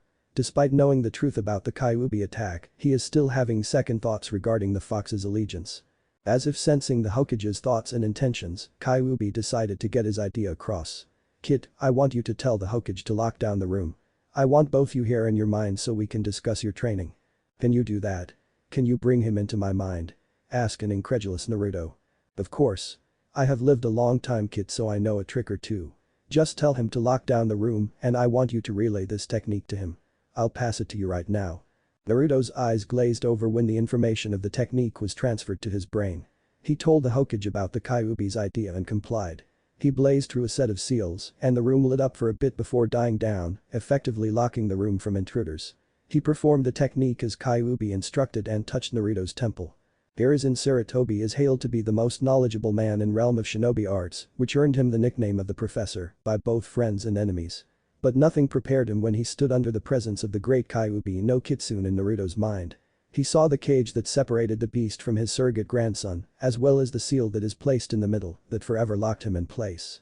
The sewer-like atmosphere didn't really fit well on what he think to be Naruto's mind, but he can teach Naruto later about the mindscape so he can change it if necessary. "Welcome to my humble abode Hokage," the Kyuubi bellowed, overreacting a bit to scare the human in front of him. Naruto just rolled his eyes over Kyuubi's antics. "Kyuubi-sama," said a subdued Hokage, not knowing how to act in front of the great beast that lorded over the rest of the powerful Biju. "Such respect from the leader of the most powerful village, but we are not here to exchange pleasantries. Let's get down to business," said Kyuubi, amused that he successfully intimidated the supposedly powerful leader of Konoha. "Indeed, Kyuubi-sama. I want to know what you plan to teach Naruto-kun. I don't want him to hurt himself with your teachings," said Sarutobi, scrounging up every fiber of his courage to face the great beast. It seems that protecting his surrogate grandson brought out more of his backbone. Kyuubi noticed this and grinned. "I commend you Hokage. It is not every day that I meet a human that has enough courage to face me, except your Yondaime of course." He added the last part as an afterthought. Naruto had enough of the whole thing and decided to make his presence known. "Stop scaring the old man Kyuubi," he growled. Kyuubi just released an amused chuckle, releasing the intimidating act and gave Naruto a foxy grin. This confused Sarutobi to say the least. "Sorry kid, but I can't help myself being a fox and all." He turned his attention to the old man. "Anyway, we are supposed to discuss about the brat's training. What were you planning to teach him?" The Hokage coughed to get his beating heart under control. "I plan to start him off with the basics. Before he can become a competent shinobi, I will want him to improve his physical prowess before moving on to other shinobi arts. During his physical training, I will be teaching him the basics of chakra control since he seems to need it for the rest of his bloodline ability." "That is a good idea to start the brat's training." The brat part got an indignant hey from Naruto. The fox just gave him a mischievous grin. "But it would be best to allow him to expand his mental capacity as well." We all know that chakra is based on purely physical and spiritual energy. The physical energy can be easily done through physical training, improving his strength and stamina. However, in order for him to balance his increasing physical energy, we need to improve his mind as well, so he needs to train his mind with knowledge of the shinobi arts and tactics. Sarutobi nodded. Agreed. But such growth would take a lot of time. There isn't any way for him to balance both skills without hurting him in the process. What I plan is to start him off with physical training, then begin his mental training once he attend the academy. True. But I have a much better idea. Naruto needs to be strong enough, at least Chunin level when he enters the academy. I don't want a weak container, and knowing his heritage and being my container, his enemies won't be giving him the breathing room to grow strong. Kyuubi argued. Sarutobi sighed. You're correct, Kyuubi-sama. But I know nothing to help him in both fields at the same time without him breaking down in the process. You don't? Well, actually you do, but you haven't realized it yet. But I do know how to get both his training done at the same time. I want you to teach him the Kage Bunshin technique that his mother passed on to Konoha. That shocked Sarutobi. True, with the Kage Bunshin, he can easily divide himself to accommodate both physical and mental training, but the strain of the technique will surely hurt the boy. That is one of the reasons why the technique was considered as a kenjutsu to begin with. No. Naruto is not strong enough to do the Kage Bunshin. Naruto was confused over the argument regarding a jutsu, so he interrupted the arguing duo. Jiji. What is the Kage Bunshin? Sarutobi turned to Naruto. Naruto, the Kage Bunshin is one of the forbidden techniques passed on by your mother to Konoha when he became one of our ninjas. It is part of your inheritance, but it is a dangerous technique for you at your current age. The technique requires a lot of chakra to pull off, and you need chakra control to avoid overpowering the technique. Jiji. What does the technique do? The technique is powerful. Unlike the normal Bunshin, the Kage Bunshin allows you to create real copies of yourself using large amounts of chakra. It is a technique used mostly for spying, since the clone will pass on its memories and experience once dispelled or killed. It also has its own chakra network, so it can also do jutsu unlike other Bunshins. That is correct. Agreed Kyuubi. With the Kage Bunshin, we can easily simplify your training course. The real you would be busy with physical training, since the Kage Bunshin cannot relay physical experience and improvements, but you can use them to read and learn the shinobi arts and scrolls and from your teachers. Kyuubi-sama is correct, but I think this technique is too much for you to handle at your age. That is not true, Hokage. Naruto already has the chakra reserves. If you take time to reach out with your senses, you will see that his chakra store far surpasses your own, and with my presence, I can easily replenish his stores with my own limitless supply to avoid exhaustion. Sarutobi thought about this for a bit. It is true that Naruto is already more than a Kage-level shinobi in terms of chakra and stamina, and with the Kyuubi's presence, he will never suffer from exhaustion unless he depletes his own supply first. So you are willing to supply him with the chakra he needs for the technique to be used for training? Yes. I will be helping the loudmouth brat. Kyuubi growled. And why would you do that? True that you offered, but I don't see it from one such as you. Argued Sarutobi. Kyuubi just gave out a large sigh. Hokage, I think you already realize that the kit and I are already bound by the Shinigami seal. This means that both our souls are merged. When he dies, I die as well. So please excuse me if I want to help train the kit so we'll both survive. Sarutobi realized what the fox was doing was out of self-preservation. He realized that there is too much at stake here for the Bijuu than he realized. So this makes Naruto safe from the Kyuubi's influence. It is true that if harm comes to Naruto, then Kyuubi would be harmed as well, so making him strong is the only option for the fox to survive. With the seal in place, Kyuubi cannot control Naruto's mind without his express permission. Fine, I agree with your idea. I will devise a training schedule for Naruto for his physical training. The Namikaze Uzumaki compound holds one of the largest libraries in Konoha, not including the Hokage archive, so he can go over the shinobi arts from there. But you have to promise me that he won't be doing any high-level techniques that I know Minato have compiled in his library until we both deem him ready. I will be asking for a monthly report so I can keep track of his progress. Agreed. Agreed. He have a deal, Hokage. Now leave me be. I'm tired so I want to sleep for now. If you want to relay something to me, just tell the brat. With that, Sarutobi was kicked out of Naruto's mind. Chapter 5. A Year of Training. After meeting the Kyuubi, Naruto and the Hokage was making their way to Naruto's apartment to pick up his things so he can move to his new home. He was excited over the prospect of having his very own house to live in. What made it more awesome to his 8-year-old enthusiasm is that he will be moving to his family home. Naruto have never been exposed to the concept of family since he has been alone all his life, except of course the Hokage which he treats like a grandfather, the Ichiraku family, and dog. Weasel was also part of his family, but the Hokage informed him that he became a missing nin. He asked why, the Hokage didn't tell him much to his annoyance. After Naruto packed up all his things, which didn't consist much since he didn't bother to stock up on his favorite items for fear the villager would just come in and trash the place, they left again towards his new home. It took a while for them to arrive, considering that his clan's compound was on the opposite side of the village, hidden in a secluded area behind the Hokage monument. Naruto was shocked when he saw the gate. It was huge. The walls were purely made of stone and adorned with various symbols, which the Hokage mentioned they were seals that made up the estate's protection. The gate was made purely of black metal, two iron-bound gates locked together by a circular notch in the middle, holding the Namikaze Uzumaki clan symbol, a cross which consisted of a tri-pronged kunai standing on its hilt with a katana and the horizontally running through it in the middle. The Hokage explained the relevance of the symbol. The kunai was a signature move of the fourth Hokage, the Hiraishin, and the katana was Kushina's trademark, since she was known as the Red Death, Konoha's most powerful sword user. Naruto was amazed by his parents' prowess in battle and made it his dream to live up to their skills or even trump them as a child should. They stopped in front of the massive gate and asked Naruto to place his hand on the notch in the middle and channel his chakra through it. He explained that the gate contained a complicated security seal that the Yondaime created to protect his family. The seal can read the chakra of the person to determine if they are part of the family to both grant and deny entrance. He also told Naruto that the library in the compound contained the instructions to allow him to add other people into the seal matrix so they can enter without his permission. He cautioned Naruto to make sure that he only adds someone that he can trust. Naruto made a mental note to add both Dog and the Hokage to the matrix so they can visit him anytime. Following the old man's advice, he placed his hand on the panel and felt his chakra being absorbed by the seal.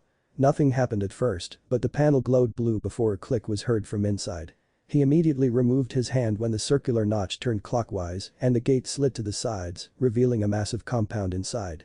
The Namikaze Uzumaki compound was huge to say the least. The Hokage told him that it was larger than that of the Hyuga compound, which was said to be the most extensive in Konoha. The landscape was mostly intact, but the flowers and weeds were all over the place, since it has been 8 years since it last saw any habitation or tending. Naruto noticed that there were a lot of things that needs to be repaired. He is going to be doing this for a very long time.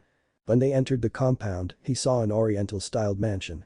The foundation was purely made of chiseled gray stones, and the walls were of dark polished wood. His house can never be called a house, it was a mansion consisting of 3 floors. He was busy checking out the place when the Hokage called his attention. "Now Naruto. I won't be able to show you around since I'll be busy tending to the paperwork and mission reports back in the office, so I'll leave you alone to explore the place. If you want, we can hire some genins to clean up the place, but I advise against it since the Namikaze Uzumaki compounds hold secrets that should be left alone from unwanted eyes. I will send Dog later to help you get settled in since we both know that he can be trusted. Is there anything else you need before I leave?" "I think I'm alright, Gigi. I can take care of myself. I'll check out the house and I'll find some rooms I can sleep in.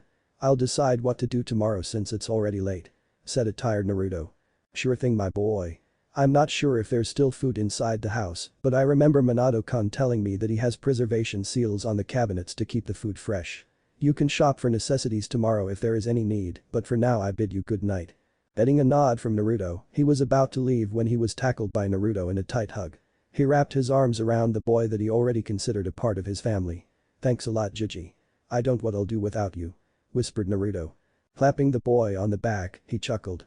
"Not to worry, Naruto. You're part of my family and I am more than happy to take care of you. Thanks again, Gigi.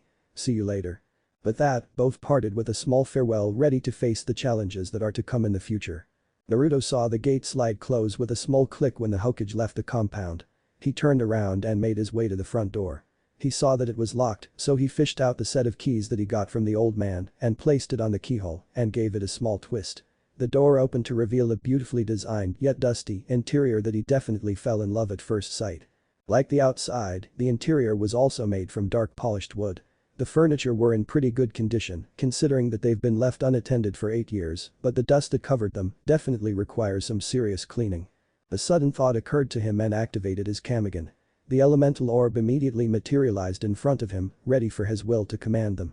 He willed the wind orb to go to the center of the room to create a miniature tornado to attract the dust like a vacuum cleaner. It did its job and the clear tornado now turned into a gray-colored storm due to the number of dust in it. He gently guided the tornado outside and off the compound and allowed it to dissipate to scatter its contents. He checked out the room again and nodded for a job well done. It still needed cleaning, but it wouldn't require heavy-duty work to get it sparkling clean again.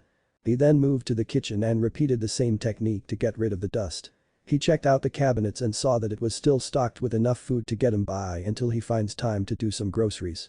He pulled out the storage scroll that the Hokage gave that contained his belongings and laid it open on the table. He channeled a tiny bit of chakra to one of the kanjis painted on it to release its content. And a poof of smoke, which quickly dispersed, revealed mounds of his favorite ramen. He placed all of it on one of the empty cabinets but left 3 of them out for his dinner. He checked out the stove and saw that it was in working order, so he took one of the pans out and laid it on top of the stove. He filled it with water from the water orb and directed a stream of fire from the fire orb to light up the stove. He waited a bit for the water to boil and prepared his ramen. Dinner was quiet as he happily slurped his food down. While he was busy eating, he decided to have a talk with his tenant to ask what to do from now on. "Oi Kyuubi. You awake?" He mentally hollered just in case the fox was asleep. "Pipe down you insufferable brat. You're too loud," growled Kyuubi, not amused at being woken up from his nap. "What do you want now?" "Nothing, I was craving for your company," Naruto said sarcastically. "Cheeky brat. What's been going on while I was asleep?" asked Kyuubi, now fully awake and giving Naruto his full attention. "Nothing much, I moved all my stuff here at my parents' house. I just wanted to talk to you what to do from now on." "Maybe we can talk about my training," said Naruto excitedly. He was definitely geared towards training to get stronger. "It's too early for that, kid. Why don't you spend a few days checking out your place and take stock on what's in here? You might want to check out the library too to see what we can work with. There should be a scroll there about the Kage Bunshin. From your memories, I see that you forgot to ask the Hokage about it." "Oops. Sorry. I forgot all about it. Idiot. Hey. I said I was sorry, didn't I? I'll check the library after I'm done." "But I see you're already done, so why don't you check the place out now before it gets any darker for us to see? Also check if the electricity is still on in this place. We don't want to live here without any lighting." "Sure. I'm already done eating, so I'll check the place out," agreed Naruto. After Naruto finished eating, he threw the empty ramen cups in the garbage and started his exploration of his new home. Naruto definitely liked his new home. No, he loved it. The place was everything he dreamed of. The first floor was composed of the family den, kitchen, and an entertainment room with a large TV. The door at the back opened up to a large hot spring that he definitely wanted to soak in later on. Kyuubi complimented the hot spring since it would be a great place to train his chakra control, as well as a great place to relax his sore muscles after a hard day of physical workout. The second floor was mainly composed of bedrooms. From the looks of it, there were a total of 5 rooms on the floor, 2 large rooms and 3 small ones that looks like guest rooms. Each room has its own bathroom. He chose to stay in one of the larger rooms that look like the master's bedroom. What endeared him to it is because of his parents' things and photos that he will definitely check out later on. The third floor came at a big surprise to the blonde boy. The entire floor was the library and it was huge. After he opened the locked door by placing his hand on the clan insignia, he saw that the third floor was one big room with one section closed off. There were shelves after shelves containing hundreds of scrolls. One part of the room was an armory where you can see a lot of shinobi weapons on display. One of the walls displayed dozens of his father's tri-pronged kunai and a pedestal on the side that contained his mother's prized katana that earned her the nickname of Red Death. He vowed to learn the art of the sword to keep his mother's memory alive. After an hour of checking out library, he was astounded with the number of scrolls in the place. It was organized according to each shinobi field, mainly elemental and non-elemental jutsus, Fuinjutsu, Sealing, Kinjutsu, Taijutsu, and Jinjutsu. There was even a small alcove that contained summoning contracts on tigers, dragons, and birds. He wondered why his parents have multiple summoning contracts, so he vowed to ask the old man later. To Naruto's luck, he was able to find the scroll for the Kage Bunshin technique in the non-elemental section of the library. Kyuubi told him to bring it with him to study later before he retires for the night. He promised to have Naruto practice the technique tomorrow. It was almost midnight that Naruto finished inspecting his new home and retreated to the master's bedroom, where he spent most of the time checking out his parents' things. He fell in love with his father's coat, but it was still too big for him to wear, so he planned to have a tailor make one for him as part of his shinobi outfit. He studied the Kage Bunshin scroll for a bit before going to bed. He knew that tomorrow would be a very long day. Next day. Naruto woke up early. Ever since he lived on his own after being kicked out of the orphanage when he was 4 years old, it has been his daily routine to wake up before the sun rises. He grumbled a bit and headed straight for the bathroom to freshen up. He saw that he didn't have enough toiletries, so he added that to his list of things to buy. He took a cold shower to wake him up as part of his routine and adjourned to the kitchen to fix himself some ramen for breakfast. He was interrupted when Kyuubi suddenly voiced out his concerns regarding his choice of food. You know, ramen will not help you become the best shinobi. The Kyuubi voiced out in his mind. What? Ramen is the best food in the world. How dare you suggest that it won't help me become the best? Ranted Naruto. I didn't mean to insult your favorite food, but ramen won't help you much when you start with your physical training. Let's face it, what you're eating right now isn't healthy. It's because of my influence on your body right now that you're not looking malnourished. If you want your body to be in top condition, you need to eat healthy. I will not stop eating ramen and there's nothing you can do about it. Idiot. I didn't say that you stop eating ramen. I only suggested that you eat some healthy food aside from ramen. Why didn't you say so in the first place? I just did, you idiot. Be thankful that I'm even helping you. Thank you. You're welcome. Why are we shouting? Oh no. Hahaha. Said Naruto with a sheepish grin. Idiot. Grumbled Kyuubi. When you're done eating, I want you to go to the training ground out back and start practicing cage bunshin. With your chakra reserve and tenacity, I'm sure you'll get it down with only a few tries. Naruto gave Kyuubi a mental nod and quickly finished his meal. He ran to the bedroom and retrieved the cage bunshin scroll and rushed back down and out to the training ground. It was huge to say the least, with wooden dummies with targets painted on them so he can practice his throwing, as well as some padded logs for taijutsu practice. The shed also contained some physical training gears that would definitely help him out.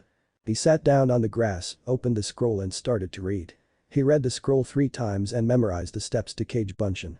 It requires a modified single-hand seal that required him to stretch his index and middle finger and form it like a cross with both hands. He is supposed to channel enough chakra to transfer to his clones and mold it before releasing the technique. It took him almost 2 hours to get the technique down and was surprised with the result.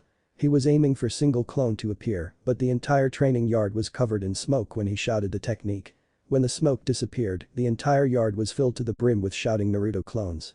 His target was off the mark, he was aiming for a single clone, and he got 300 instead. This is going to take a lot of work. Kyuubi informed him that he has too much chakra, so the number of clones was normal, even if he tried to control the output. He practiced for another hour until he was able to reduce the clones to 100. Kyuubi instructed him to assign 50 of the clones to go to the library to find chakra control exercises and the rest to start cleaning up the place. He instructed the 50 clones to go to the library to look for chakra control exercises and to start practicing them as soon as possible. The rest he told them to go to the shed out back to get some cleaning supplies and start cleaning up the entire house and ground. This got him a lot of grumbling from the clones and some shouts of lazy ass from a few. A short shouting match ensued, but they eventually left to do what he asked. Kyuubi told him that the clones have his personality, so he only has himself to blame for it. He grumbled a bit but eventually gave in. While the clones were busy, Kyuubi instructed Naruto to start improving his body through physical training. He told Naruto to start with running laps around the field, as many as he can for 2 hours at full speed. After a few minutes of rest, he told Naruto to start with push-ups, sit-ups, and squats 100 each. He told Naruto to increase his set by 50 once he gotten used to it. While he was running laps, Kyuubi instructed Naruto to do some shopping with the Hokage later on. He needs to add more to his training equipment, even some weights powered by chakra to be used in his training.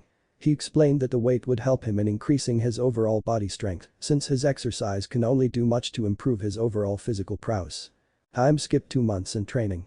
It has been 2 months since Naruto started his physical and mental training with Kyuubi as his instructor. His rants of slave driver and sadistic fox fell on deaf ears. It seems that the fox found it humorous to make his container suffer through the physical regimen. However, he can never deny the results after 2 months of hard work. Naruto can now do at least 30 laps around the training compound for 2 hours at full sprint without tiring out. When he applied training weights to his body when he first started out practically brought the count down, but he got used to it after a while.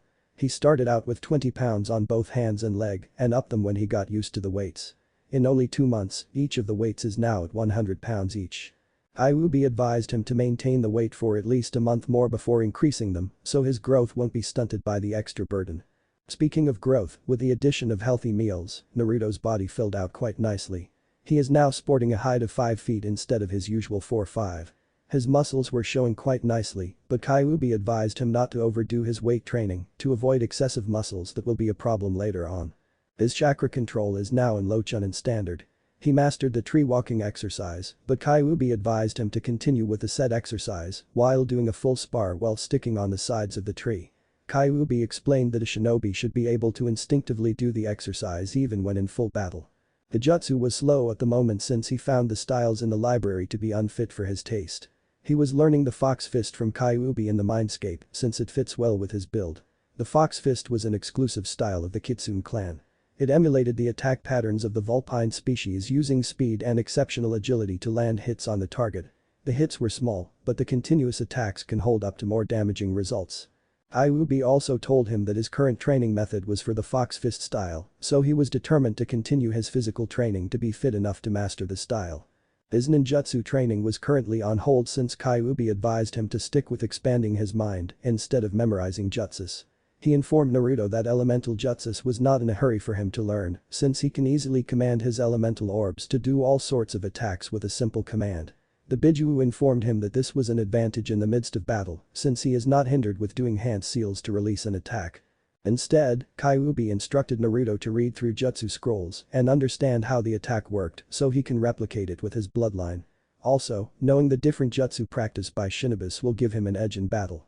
If he knows what his enemies are using against him, then he can easily come up with a counter for it. During his 2 months of scouring the Namikaze Uzumaki library, Naruto found Fuinjutsu to be an interesting subject. The Hokage told him that his father, the Yondaime, was a seals master unrivaled in all the elemental nations, so this was enough reason for Naruto to dive into the subject with gusto. However, the Hokage instructed him to just read from the books and practice his calligraphy skills so he won't have problems later on when he starts to put it into practice. Regarding the summoning contracts, the Hokage told him that among the contracts, the dragon summoning was an heirloom of the Uzumaki clan. The tiger and the bird contract were spoils of battle by Kushina. None of them was signed except for the dragon contract. He was excited to sign all 3 contracts, but the old man forbade him to do so until his chakra control progressed to water walking to avoid unnecessary chakra drain. He also told Naruto that he might not be able to sign all the contracts since he needs express permission from the boss of each summons to do so. Speaking of the old man, he was a regular visitor to the compound. The Hokage made weekly visits to check on his progress and making sure that Kyuubi wasn't hurting Naruto with his training. He definitely approved of the results. He grew closer with the old man as they made periodic walks around the village or to eat some ramen with the Ichiraku family. He also noticed that the villagers were no longer hostile to him. It seemed that the council released the information about his parentage that made all the heated glares and sneers disappear. Naruto didn't let this get to him since Kyuubi told him that these people were just impressed by his name and not him alone. This made him sad for a while, but he was determined to earn their respect through his actions. Skip 5 months in training. Naruto's chakra control improved enough that he was able to master water walking while sparring with his clones. He was excited over the summoning contracts that made him work twice as hard, but instead of focusing on summoning animals, he diverted his attention for now to mastering his chakra manipulation bloodline. Kyuubi was helpful since he was purely made of chakra. All of his attacks were purely chakra manipulation, so he was able to give Naruto much needed tips for him to accomplish some techniques that he invented on his own. Naruto found out that chakra manipulation requires both conscious thought and deep control over his chakra. During his experimentation, he found out that he needs to carefully channel chakra through his tenketsus and release them while consciously molding them to a shape he wanted it to have. It took him a month before he was able to consciously release chakra on specific tenketsu points, but it was enough to get him started. His first project was to create a blade made of chakra. Since he wanted to honor his mother by practicing kenjutsu, he tried to use a blade made of chakra since his mother's katana was too big for him to handle at his current age. He was able to create a 3-foot blade made of chakra, but he needs to improve his control if he wants to give it a sharp edge or change its size at will. It took him another month to fully master his chakra blade and finally started in learning the basics of his mother's kenjutsu style, the whirlpool blade style. It was a style that made the Uzumakis deadly in battle. The style incorporated a flowing rhythm used along with speed and agility in order to outwit their opponents, disarming them, and precise strikes for damaging results. After finishing the instructions on the scroll, he found out that his current physical training made him a beginner in the style, so he diligently practiced the basics for now before moving on to the next level. His taijutsu style improved as well. Kyuubi deemed him to be at least chunin level on the fox fist style. He was advised by the Bijuu to practice his chakra manipulation to allow him to create a chakra nails at the tips of his fingers since most of the attacks of the fox fist were purely on stabbing specific weak points in the human body as well as slashing. Naruto's training on his elemental orbs was coming along nicely. With his studies on various ninjutsu techniques, he was able to utilize specific attacks and defense according to elements.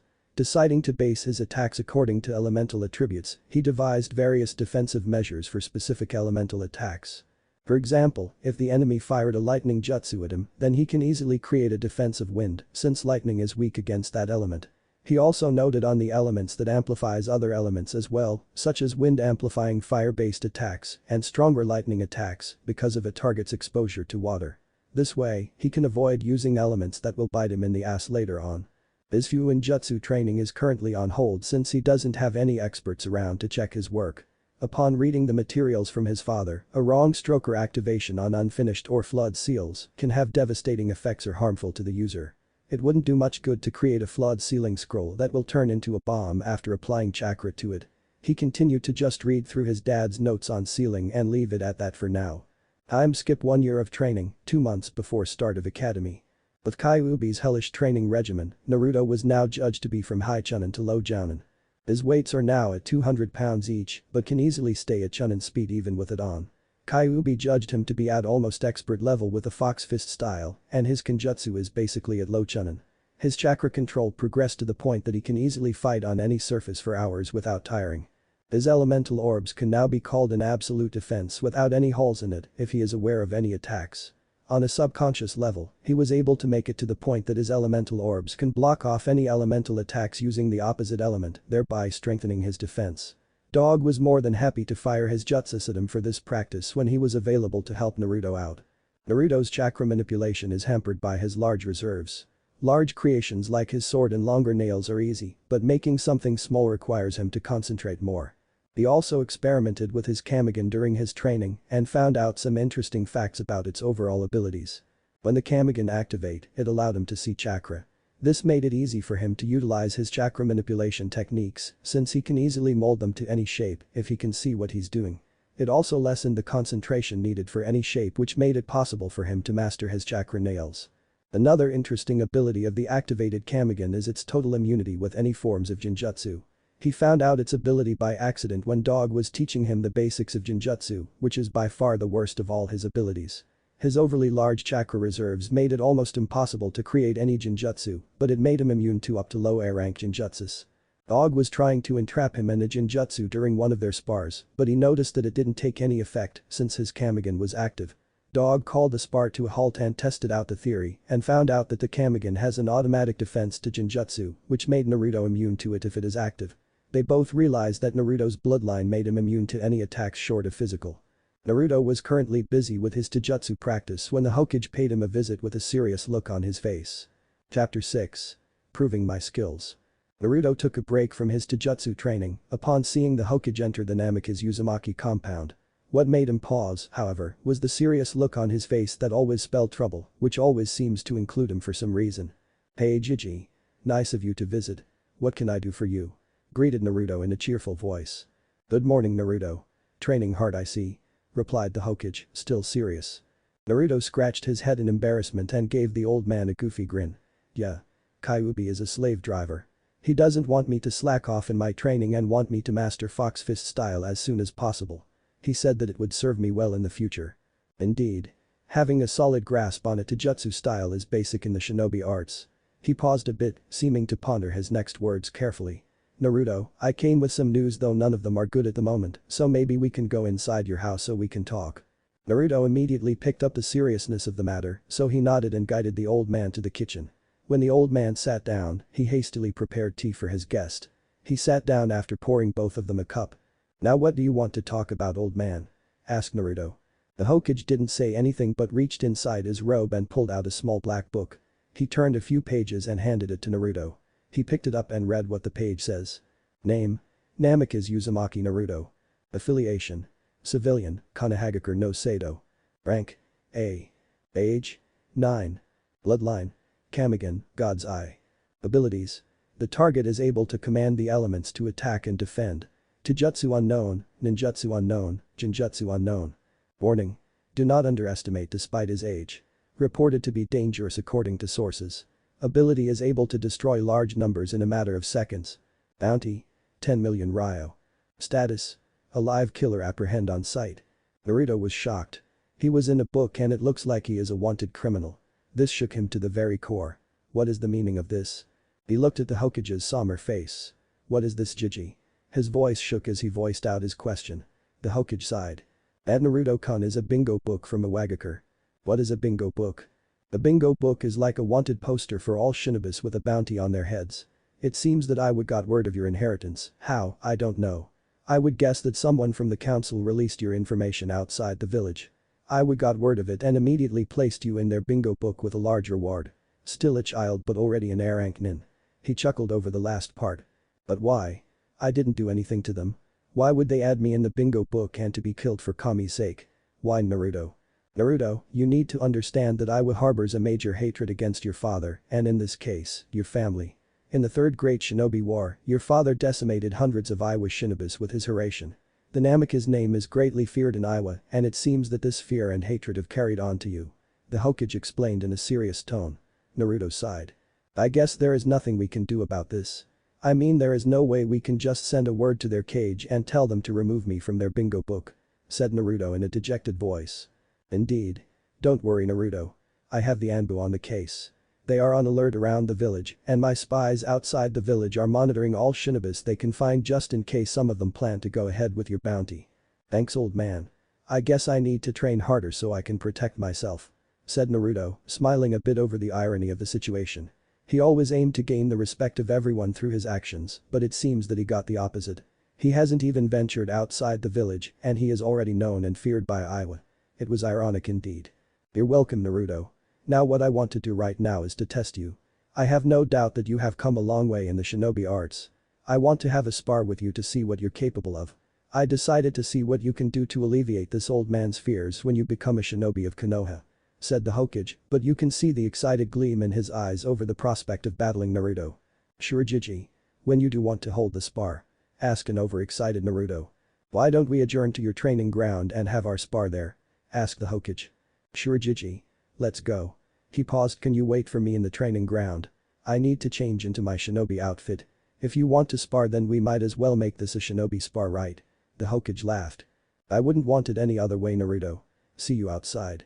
With that, the Hokage left for the training ground while Naruto went up to his room to change into his shinobi outfit. The Hokage's jaw dropped when Naruto came out of the house and into the training ground. He looked just like Minato when he was his age. It seems that Naruto emulated his father's outfit into his own battle gear. He saw that Naruto was wearing a black muscled shirt that revealed his lithe muscles underneath. He wore a dark gray cargo pants with multiple pockets that can easily hold small scrolls and supplies. He also wore a pair of black combat boots instead of the usual shinobi sandals. Holsters were strapped on both his thighs, possibly holding kunes and shurikens. Over his shirt, he wore a white robe with blue flames at the hem. The sleeves of the robe were loose and almost reached his fingers. Over his heart is the insignia of the Uzumaki Namikaze clan. On the other side, however, held a curious design, a fox with 5 tails, each with a different color signifying his elements. Minato, Kushina, you would have been very proud of your son. Thought the Hokage. Naruto approached the Hokage and gave him a cheeky grin. So Jiji, what do you think? The Hokage gave an approving nod. You look good Naruto-kun. It seems that you based your shinobi outfit with your father's. It suits you perfectly as his heir. Thanks Jiji. So how do you want to do this? Asked Naruto. Why don't we start out with a taijutsu first followed by ninjutsu? Then we can go into an all-out spar. What do you think? Naruto gave him an enthusiastic nod. Sure Jiji. Anytime you're ready old man. With that, Naruto went into his taijutsu stance. The Hokage saw Naruto went into a battle-ready stance. It seems that Kyuubi's tutelage over the fox fist style suited Naruto very well. There were no holes in his defenses. Naruto slid into a basic stance of the fox fist style. Left leg front and right leg back. His right hand was balled into a fist and pulled back to his right hips, while his left hand was out in front with hands resembling that of a claw. Overall, it was an intimidating sight. The Hokage nodded his approval over the powerful stance in front of him. He pulled off his robe to reveal his battle outfit similar to that of the Shadame. He took off his cage hat, threw it in one corner of the training field and got into a battle stance. Naruto wasted no time in waiting. He tensed a bit, then shot off at his opponent with amazing speed which shocked the Hokage. He took a swipe with his left hand which the Hokage easily dodged and lashed out with a kick to the ribs, which the old man blocked an arm. The blow was definitely strong. There was a lot of power in that kick. To think that he didn't even channel chakra to amplify the blow. Thought the surprised Hokage. Wanting to get this show on the road, the old man lashed out with a well-aimed punch to Naruto's chest, which was swiped away that effectively opened up his defense. Naruto took action and released a punch that almost got him, but was barely able to block with an arm. They continued trading blows for a few more minutes, none gaining an advantage over the other. What Naruto lacked in experience he made up with speed and agility. The Hokage, seeing that Naruto's taijutsu was effective, he decided to go all out and released a barrage of punches and kicks that slowly destroyed the young man's defense. After a few seconds of blocks and blows, the Hokage saw a hole in the young man's defense and quickly lashed out with a well-aimed kick to the chest. Naruto felt air left his lungs with the strength of the kick that sent him sprawling to one end of the training ground. He groaned but immediately got up and took up a defensive stance while waiting for his healing factor to take care of the damage. Very good, Naruto. Your taijutsu is definitely on mid-chunin level. It seems that the Fox Fist style suited you well. You can easily improve when you gain battle experience as you match your ability with other opponents. Now let's proceed with ninjutsu. Prepare yourself. Shouted the old man and went through a series of hand seals and released his technique. Earth style. Mud bullets. The Hokage took a deep breath, then shot out a couple of mud bullets at Naruto with amazing speed and accuracy. Naruto was already healed when he heard the old man complimented his taijutsu and told him to proceed with ninjutsu. He was caught off guard when the old man sped through a series of hand seals and shouted an earth technique. Not wasting any time, Naruto immediately activated his kamigan. The elemental orbs immediately materialized around him, then threw his arm out, willing the water orb to release a torrent of water in front of him, successfully stopping the attack. He raised another arm and commanded the wind orb to release a powerful gust of wind similar to the wind style. Grand breakthrough that he read in one of the wind scrolls in his father's library. The Hokage saw this attack and sped through another set of hand seals and slammed his hands on the ground. Earth style. Earth wall. The wall of earth effectively blocked the attack, but the strength of Naruto's wind blew a few chunks off the defense, but his attack failed to reach the old man. Seeing that the old man was able to block his attack, Naruto released the water orb from its position and commanded to take position on top of the field, waiting for further commands. When he saw the old man release his defense, he shouted now. The water orb, who was innocently hovering over the battlefield, released a continuous stream of water that shot off to the Hokage with pinpoint accuracy. He saw this and jumped out of the way, but the water seems to follow his movement like a predator to a prey. He continued to dodge but was caught off guard when he heard the crackle of lightning. He looked at the direction of the sound and saw a stream of white lightning heading his way, aiming to electrocute him. Shit, the Hokage cursed over the double attack and replaced himself with a log when the attacks hit him. Naruto saw the Hokage effectively dodging his water attacks and fired off his lightning wave for a pincer move. The attacks hit the Hokage dead center that caused a large shockwave that caused the ground to shake. When the smoke died down, all he saw was a large burnt log in the middle of the crater that his attacks created. He heard something behind him only to turn and saw a large fireball screaming towards him. Damn it.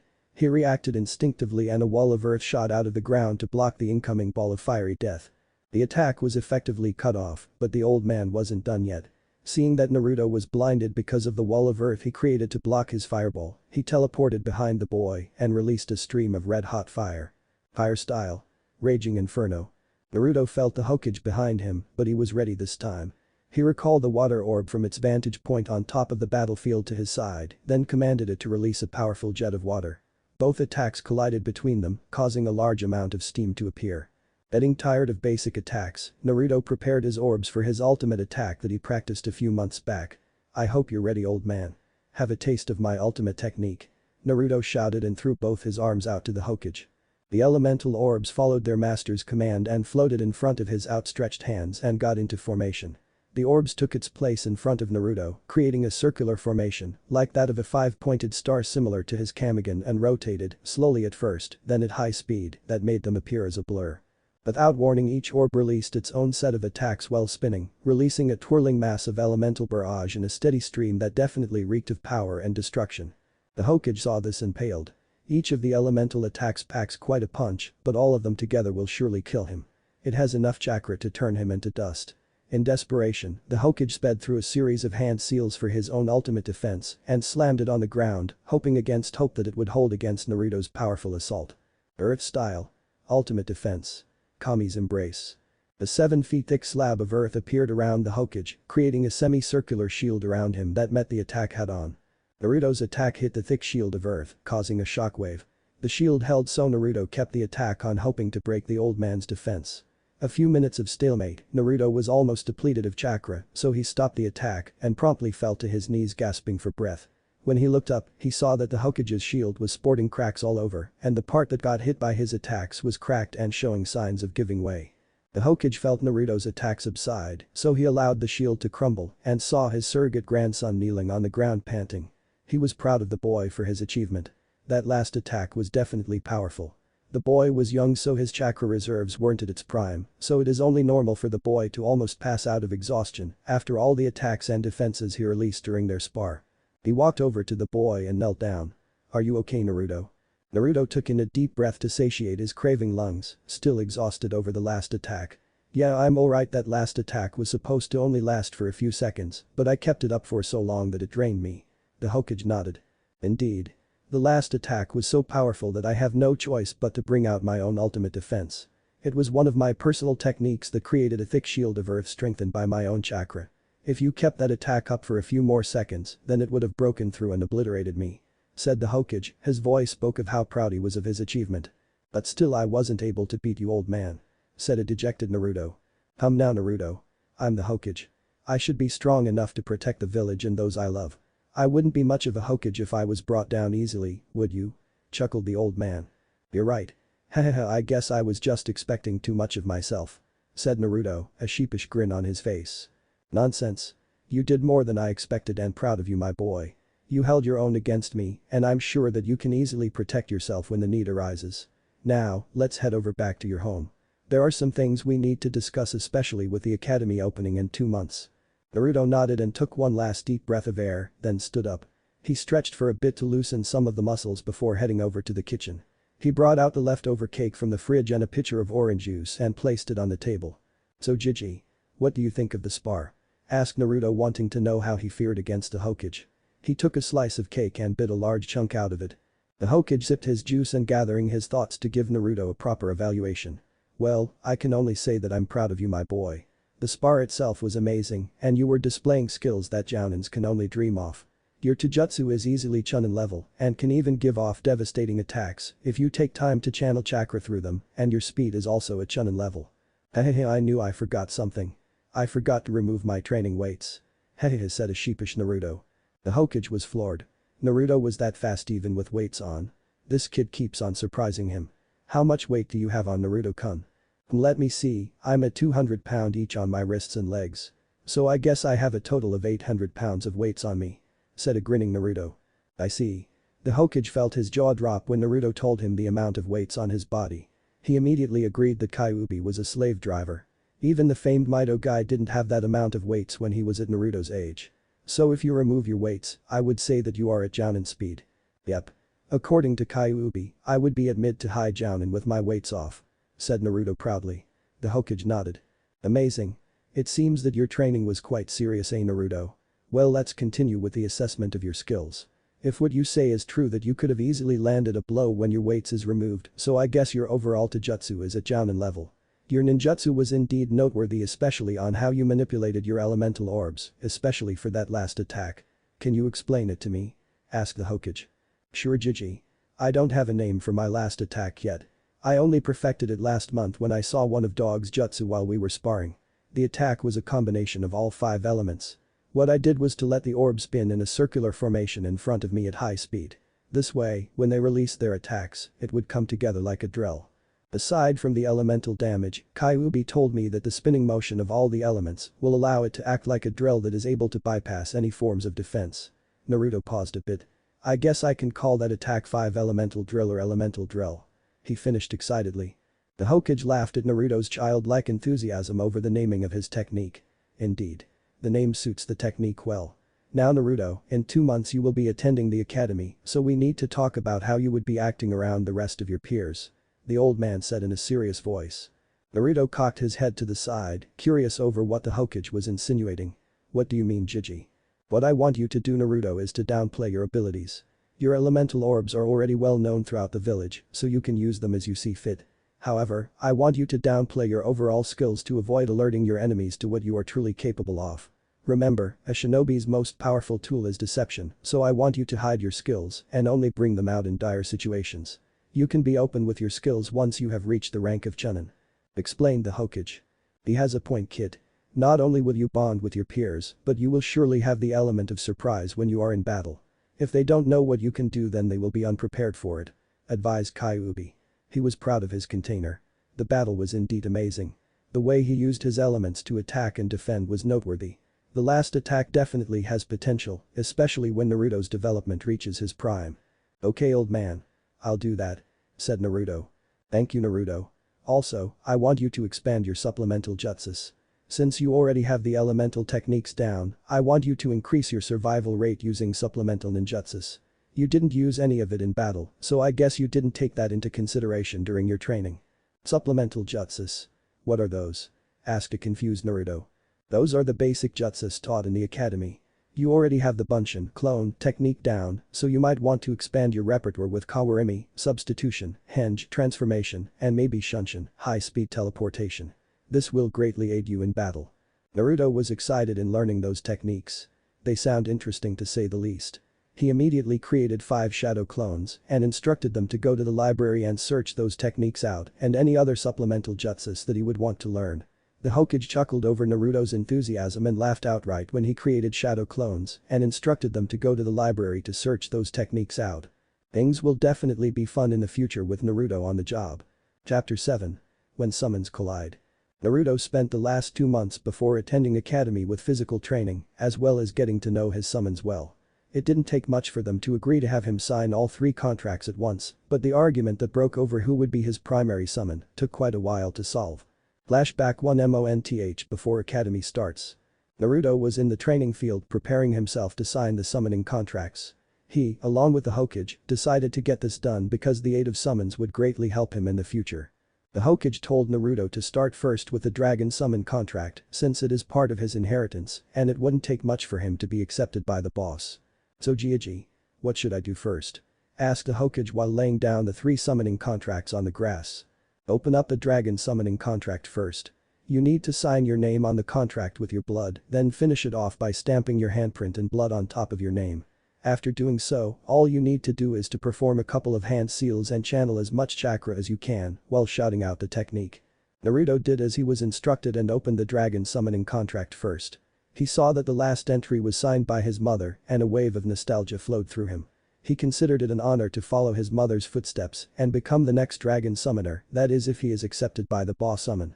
He bit into his thumb and signed his name on the contracts and dipped each finger of his right hand on the bleeding thumb to get some blood on it, then stamped it down above his name. He rolled the scroll up, took a deep breath to calm himself, then flashed through the hand seals that the Hokage showed him earlier, while gathering as much chakra he could, then slammed his right hand on the ground with a shout summoning technique. A large puff of smoke covered the entire training field. After dispersing, it revealed a large dragon almost as tall as the Hokage monument. It was covered in bluish-white scales that covered it from the head to the top of its tail that reflected the rays of the sun, making it look like finely cut sapphires. The dragon sported a mane of silvery hair that separated the head from its long body. The head was definitely one to inspire awe and fear, more so with the rest of its stature. The eyes of the dragon was of deep cerulean blue like Naruto's own and 1 whisker on each side of the nose. It released a loud roar that resounded all throughout the village. He looked down towards Naruto. "Who summoned me, the leader of the dragon clan?" The dragon bellowed in a loud voice. Naruto calmed himself real quick. It would do much good to faint dead in front of such majestic creature, even if he was justified to do so. I did," stuttered Naruto. The dragon, seeing Naruto admit that he was the summoner, lowered his head to get a good look at the boy. He sniffed and smelled the faint scent of the Uzumaki clan that he remembered a decade ago. Indeed, this was her child then. "Who are you, young one, and why have you summoned me?" asked a gigantic summon. "My name is Namikaze Uzumaki Naruto Dragon-sama," replied Naruto in a confident tone. "Uzumaki? Interesting. Tell me, boy. Where did you get the contract?" "I found the contract in my family's library. The old man told me that the dragon summoning contract is a part of my mother's inheritance." "There is truth to your words, boy. Now tell me, who is your mother?" "My mother is Uzumaki Kushina Dragon-sama." The dragon was now very interested in the child. This was Kushina's boy. "You are Kushi-chan's child." Getting a nod from Naruto, he continued. "Tell me, child, why have you summoned me?" "I signed the contract in hopes of following my mother's footstep to become the next summoner of the Dragon Clan," replied Naruto with a heavy overtone of determination in his voice. This surprised the dragon a bit. It seems that Kushina's determination appeared true to her child. But not everyone can just sign the contract and become the next dragon summoner and hopefully the dragon sage as well. He needs to pass the test first. That is a worthy goal, child. But in order for you to be accepted by the dragon clan, you need to pass my test first. Are you ready, child? Know that once you failed in the test, then there is no second chance. I will take the dragon contract with me until we find the next worthy summoner for our clan. Do you wish to proceed, child? Said the dragon, trying to scare the boy to see if his determination is true. Naruto didn't back down and wasn't scared, to say the least. Hearing the repercussion of the test didn't faze him one bit. Instead, he just glared at the dragon and showed fiery determination in his eyes. Bring it on. I'm not scared. This brought forth a healthy chuckle from the immense summon. We shall see, child. My test is the test of the soul. I will be seeing your life and decide then if you are fit to be the holder of my clan's contract. He moved his head closer to the boy that brought them face to face, which was a feat in itself, since the dragon's head alone dwarfed Naruto by a large margin. Enough. The dragon bellowed. Look deep into my eyes, child, and let me into your soul. The dragon looked into Naruto and saw his life bared for him to see. He saw the fierce determination that allowed the boy to go through with his rigorous training. He was shocked that the boy also holds the Kyuubi like his mother before him. He growled at the beatings and glares he got from the villagers and was curious over the evolution of his bloodline. But despite everything that the child has seen and experienced, the courage and determination of his is unsurpassed. The dragon decided there and then that this child is a worthy summoner for his clan. The dragon released his mental link with the boy and boomed in a loud yet soft voice. I find you worthy to be the dragon clan summoner Namikaze Uzumaki Naruto. You have faced rough challenges in your life, but you faced it head-on with enough courage and bravery of that of an entire army. You may address me as Seryu, the boss of the dragon clan, and you may summon me and my clan for any task you wish. I only advise that you stay true to your goal in life and don't let your determination and courage waver despite the future you have chosen to thread. Naruto nodded and was glad that he was accepted by the great dragon in front of him. He bowed low to the dragon boss. My gratitude to you, Seryu-sama. I promise that I will uphold the dragon clan's honor as its summoner and will not abuse this gift that you allowed me. The dragon chuckled. Indeed, child. Is there anything else you wish of me before I return to my home? Asked Seryu. I wonder if you would allow me to sign other contracts? Asked Naruto. The dragon gave him a long look, pondering the request. Tell me, child, why would you want to sign other contracts that you already have one that is more powerful than the rest? Queried Seryu. To be honest, I don't have reason for doing so, Seryu-sama. The only reason I could think of when the thought occurred to me is to honor my mother by using the contracts that she has gained during her time as a shinobi. I wasn't sure if such a thing was allowed, so I would like to ask your permission, as my clan summon, if it is allowed. The boss dragon pondered over the boy's request. Which contracts were you planning to sign? The tiger and bird contract. Naruto informed the dragon. Oh? Those contracts have been thought lost over the ages. It seems the Kushi-chan has found them and kept them as her own. I give my permission to sign other contracts and would ask of you to treat them as you would treat my clan. The Tiger and Bird clan have been close friends with my kind, so this wouldn't go against any treaty between summons. I will inform them upon my return to my plane. Summon them in an hour so they may know about you. The dragon gave his approval that disappeared in a large puff of smoke. Both Naruto and the Hokage released the breath they were holding with a large sigh. Being under the shadow of the great dragon was too much for them to handle. They both know that the dragon clan is one of the strongest summon in the summoning realm, and insulting one is tantamount to suicide. The Hokage released a throaty chuckle. Naruto just looked at him confused by the sudden laughter. What's wrong, Jiji? Oh, nothing, Naruto-kun. It's just that you keep surprising me. Not only did you gain the allegiance of one of the strongest summoning clans in the entire nation that dwarfed the Sanin's own, but he gave you permission to sign the others as well. Really? Is the dragon clan really that strong? Asked Naruto. The Hokage nodded. Yes, there are 4 legendary summons that existed since the time of the Rakuto Senin, the Dragon Clan, and the Phoenix Clan, to name a few. But that's a story for another time. This got a pout from Naruto, and seeing his face made the Hokage release another set of chuckles. Why don't we get something to eat? You need to replenish your chakra reserves, since you will be summoning the 2 other contracts you have. I don't have any idea about the Tiger and Bird contract, since there has been no record of them here in Konoha, so it would be best to prepare for the worst. This got a nod from Naruto, and both adjourned to the kitchen to make some snacks and pass the time. Time skipped 1 hour after meeting the dragon boss. Naruto and the Hokage was again in the training yard preparing for the next set of summons. By the way, Naruto, when you summoned Seryu, how much chakra did it take to bring him here? Asked a curious Iritobi. Naruto pondered for a bit. It didn't really eat up a lot of chakra for him to summon Seiryu, but compared to his reserves, it would probably take Jounin level. I guess it took about a fifth of my reserves, Jiji. He admitted to the old man. Sarutobi did a double take. A fifth of Naruto's current chakra supply was comparable to that of a Jounin level ninja.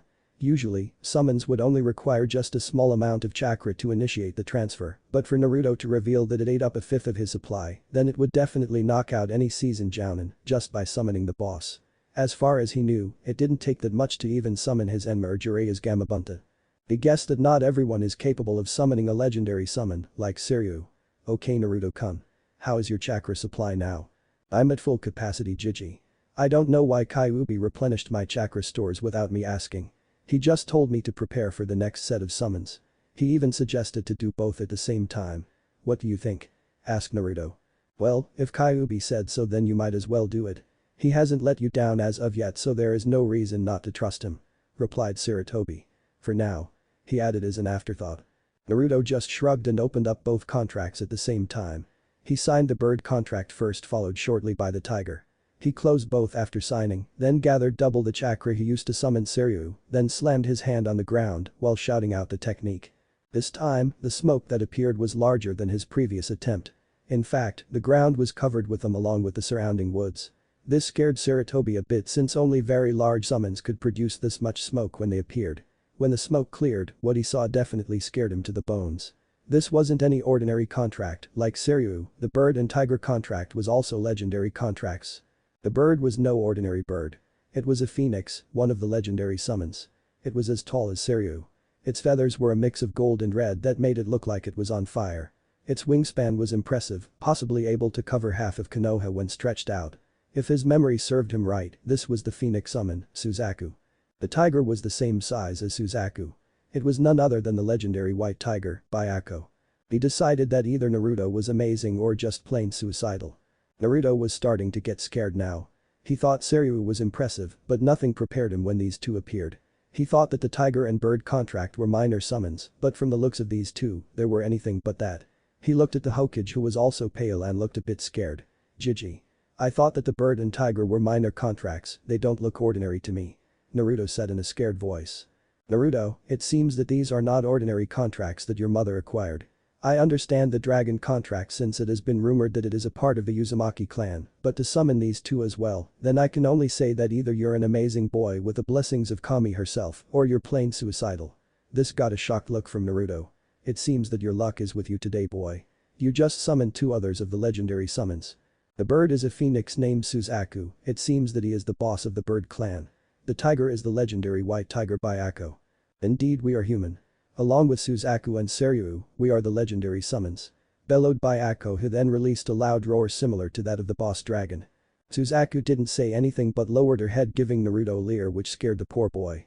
So this is the boy that Seiryu told us about. He is indeed impressive, don't you think? Suzaku asked Byakko.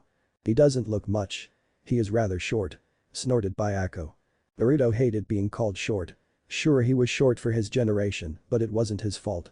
He activated his kamigan, and the elemental orbs appeared around him. He glared at Byakko and shouted. Shut up furball. If you think I'm short then come down here and I'll give you an ass kicking that you will never forget. Sarutobi was scared stiff now. Naruto just insulted Byakko, one of the legendary summons. He prayed to Kami that he would survive this ordeal. He prayed hard that Konoha would survive this. A loud chuckle and an amused screech interrupted him from his so-called prayer. Seiryu was right. This boy is definitely one of a kind. It's not every day that a boy would insult me like this. He bellowed while continuing to chuckle. He looked at Naruto who was fuming for being called short and chuckled some more, which didn't bode well with the blonde boy. Calm down, child. I was just testing the bravery that Seiryu complimented so much when he brought you to our attention. He definitely has a lot of spunk to him, doesn't he? He wouldn't be a bad summoner for us. Suzaku looked at Naruto then. Boy, why don't you summon Seiryu? There are some things we need to discuss with him. It's not every day that we three have the same summoner. There are some things that need to be settled. Naruto nodded to the request and took a deep breath to calm himself down. He gathered the required chakra, did the seals for the fourth time today, then slammed his hand on the ground. Another large puff of smoke appeared in between the two legendary summons, which revealed an amused Seiryu. It hasn't been a day yet and you brought me out again, young one. What seems to be the problem? I don't know, Seiryu-sama. Suzaku-sama and the white furball over there asked me to summon you back here. He pointed an accusing finger at a grumbling Byako. Seiryu just gave his fellow summon an amused look. You insulted him, didn't you? Among all of us, you have always been one to have a runaway mouth, Byako. Oh, shut up, you old pile of scales. I didn't know that the kid doesn't like to be called short. Byako was interrupted by a large rock that conked him on the head. He looked down and saw a red-faced Naruto with another rock floating in front of him ready to throw again. Don't call me short, you overgrown pile of fur. How dare you throw a rock at me, you pitiful human. Human am I. Here's another one for you, your majesty. With that, he threw another rock at Byako which hit him on the nose that caused him to sneeze.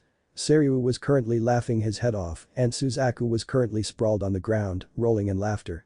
Byako huffed. Shut up, you two. Oh no. This is just too much. Byako, the white tiger of the legendary summons, was conked on the head by a small air young boy. Bellowed Seiryu, which hastily changed the small adjective before the boy set his sights on him. I am so telling everyone about this. Haha, screeched Suzaku. Fine. I'll let it go this once. Sure. He paused when he saw the boy create another rock, this one larger than the first two. I mean boy. Growled Byako. Just don't call me short. Naruto huffed while crossing his arms over his chest and looked away. This brought a chuckle from the three legendary beasts. When Seiryu got his composure back, he looked over at his fellow summons. Why have you asked Naruto to summon me? Simple, now that the kid is signed and got accepted by all three of us. We need to decide who becomes the primary summon. Said Byako. Oh? I thought that is already decided. Since he is in Uzumaki, then it only stands to reason that I become his primary summon. Calmly replied Seiryu. Oh no, you don't, you old prune. We are all the same rank here, so it's not right for you to become his primary summon. I won't have any dragon lording over me. Huffed Suzaku. Well, tough luck, you old bag of feathers. He signed my contract first, so I technically hold superiority over both of you. Said Seiryu, defending himself. Shut up, Seiryu. Why don't we three deck it out and the winner becomes Naruto's primary summon? Byako suggested, itching to get a fight. I agree. It has been a while since we all three went all out in a fight. Suzaku agreed. All three were about to attack each other when a huge gust of wind hit them head-on. The wind was powerful enough to push them back. They looked down to see that Naruto was panting on the ground, possibly from exhaustion from releasing such a powerful attack just to get their attention. It wasn't easy. After all, they are legendary summons after all. Naruto took a deep breath to get some air back to his lungs. He already felt Kyuubi laughing his head off while replenishing his chakra supply. He growled and looked at the three summons with a glare. Don't you dare fight here. You'll destroy my house. You'll destroy all of Konoha for Kami's sake. Shouted Naruto. Well then, young one. How do you think we should settle this dispute? Said Seiryu, humoring the child's outburst. Naruto thought about it at first and asked the three summons in front of him. Why do I need a primary summon anyway? What's the big deal of having a primary summon? Suzaku chose to answer the boy. Young one, when someone is worthy or powerful enough to summon one of us, then they are automatically our representatives in this world. He will become a sage taught by our arts and techniques when they reach the proper age and power. So because there are three of us, then it is not possible for you to become a sage when all three of us are your primary summons. Why is that? I mean, there is nothing wrong in becoming a sage for you three. Asked a confused Naruto. Look here, kid. It's not that simple. Becoming a sage means that you get a part of our powers. One of us alone will practically boost your powers that you will easily become the strongest among the elemental nations. Kami has set this rule, so we can't just easily bestow you with all of our abilities. No human should be that powerful. There are limits to these types of things. Explained Byako. Then don't. If you're just going to argue all day, then I refuse to become a sage. I can live without your gifts anyway. I'll get strong on my own. Believe it. Declared Naruto. He has always relied on his own strength and he survived so far without any help, so why would this be any different? This shocked all three summons at the same time. This kid is refusing their gifts that would practically make him the most powerful being on the planet.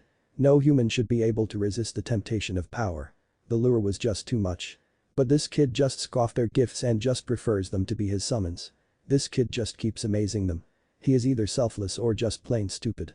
Seiryu, Suzaku, and Byako just gave each other long looks as if communicating with their eyes alone.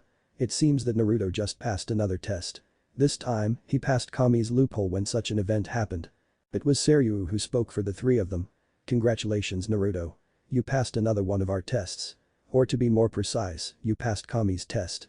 Naruto just gave all three of his summons a long and confused look. What do you mean I passed the test? I thought I was already accepted as your summons. Indeed. You did pass our test individually and you have become our summoner. However, you passed another test. An unspoken test set by Kami herself when more than one legendary summon has the same summoner. Okay. I'm really confused. Can you please explain it to me? Asked Naruto. It is simple, young one. You see, Kami herself foresaw that it is possible for our summoning contracts to befall on the same summoner, so it is very possible for our special group to have the same summoner. Considering the rule in bestowing our summoner some of our powers, Kami herself made a loophole. A test, you might say, to see if the person is granted that specific loophole. Suzaku explained to the blonde boy. And what test did I just pass? Simple. You passed the test of power. You see, it has always been human nature to crave more power. However, there are reasons for such a person to do so. They will either want the power to rule others, to avenge, or even to kill. However, you changed all that. When you saw that we were arguing over the power we can bestow upon you, you made up your mind to forego such gifts and simply rely on your own strength. That shows your determination to rise above others without having to accept power from others. So you passed Kami's test. Crowed Suzaku, proud of his new summoner. So since I passed this test, do I still become a sage, and who will become my primary summon? Yes, you will become a sage, but instead of being taught our arts, you will be given specific gifts or abilities that we think you might need for the future. Regarding primary summons. Well, we all would be your primary summon. So we will be giving you our own brand of summoning contract as befitting of our and your station. Finished Suzaku. She looked at the others and nodded their heads. She rose to her full height and bellowed, Namikaze Uzumaki Naruto, do you accept to be the summoner of the bird clan? Naruto bowed. Yes, Suzaku-sama. Said Naruto with a voice filled with utter determination and conviction. Good. Then hold out your arm and receive my contract with you. Naruto held out his right arm, and Suzaku shot a stream of fire directly at Naruto, who didn't even flinch from the incoming flame. Instead of burning Naruto to a crisp, the flame compacted and raced towards his bicep. He felt a small burn, then the flame disappeared, revealing a phoenix tattoo with the same colors as Suzaku. It was both intimidating and beautiful. If you need to summon me or my clan, all you need to do channel your chakra to the tattoo and we will appear. This time, Seiryu spoke. Young one. I know that I have already accepted you as the Dragon Clan summoner, but protocol must be followed. Seeing Naruto nod, he continued. Namikaze Uzumaki Naruto, will you accept the responsibility befitting to that of the Dragon Clan summoner? Naruto bowed again and addressed his first summon. I agree, Seiryu-sama. Very well, boy. Make the Dragon Clan proud of your actions. Hold out your right arm to receive my contract. A bright blue lightning shot out from Seiryu's mouth and wound itself on Naruto's wrists. When the lightning disappeared, it revealed a dragon tattoo wrapped around Naruto's wrist. It bore the likeness of Seiryu biting its own tail. This is similar to Suzaku's mark. To call me and the Dragon Clan, just concentrate your chakra to my tattoo. Ayako growled to catch Naruto's attention. I hate formalities, but oh well. He drew himself to his full height. Namikaze Uzumaki Naruto, do you accept the duty involved in being the summoner of the Tiger Clan? Naruto was about to call him furball, but remembered at the last minute the situation he was in. So he reined in his childish side and addressed the white tiger properly as befitting of its station. I accept, Ayako-sama. I will uphold the honor and duty as befitting of a tiger summoner. Ayako nodded in admiration over Naruto's conviction. Good, hold out your right arm to receive my contract. He opened his mouth and shot a beam of compressed light towards the back of Naruto's hand. He felt his hand numbed a bit when the back of his hand was hit by the light, but he just ignored it. The light disappeared and revealed a tattoo of a roaring Ayako. When the ceremony was finished, Naruto was admiring his new tattoos when Seiryu spoke. Congratulations, Naruto. You have become our summoner. You may summon anyone from our clan for anything you wish of us, and we will comply with the best of our abilities. The only thing we ask of you is to treat us with respect and we will return it tenfold. Also, summon us 3 years from now to receive our gifts to you. With that, he poofed back to the summoning realm. Farewell for now, Naruto-kun. Suzaku crooned before puffing away back to the summoning realm, leaving a blushing Naruto behind. Well, bye for now, shorty. He poofed away before he was hit by a rock the size of his head from an irate Naruto who was contemplating whether to summon the furball so he can hit him again for calling him shorty. Naruto drew in a deep breath to calm himself down. This has been a hell of a day. Chapter 8. Academy Days. Naruto was not in a good mood. He was violently woken up from a nice sleep by an annoying fox in his head so he wouldn't be late for the academy. Speaking of the academy, this has been a sore subject for Naruto ever since he learned from the old man that there won't be anything useful to learn from there. He realized that the academy will only be teaching the basics that he already passed with flying colors, mainly the Kawarimi, substitution, standard bunshin, clone, and henge transformation illusion. He is also not looking forward to a teacher's droning voice going over the history of Konoha over and over again.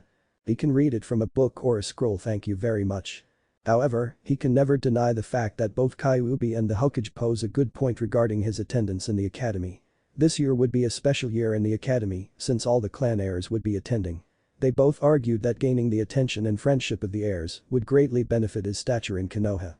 It is also a plus that their parents are in the Shinobi Council, so gaining their trust is a pretty good idea. Grumbling as he threw himself off the warm bed, he went straight to the bathroom for his morning routine, but not before making a shadow clone and asked it to make some breakfast. After the shower, he dressed in a casual outfit, foregoing his favorite gears since he won't be going into fights anytime soon. He adjourned to the kitchen to take his breakfast of pancakes, bacon, and eggs.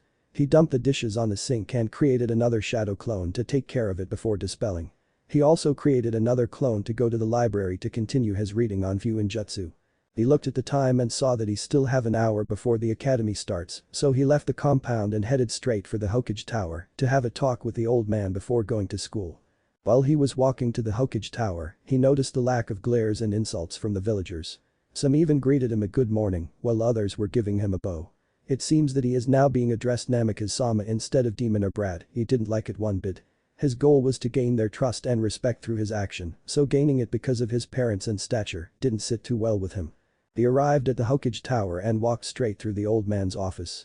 The secretary just gave a polite bow, but he could feel the hate emanating from the lady, so he just ignored it. When he got to the Hokage's office, he didn't bother to knock and just strolled in. He saw that the old man was busy looking out the window while puffing his pipe every now and then.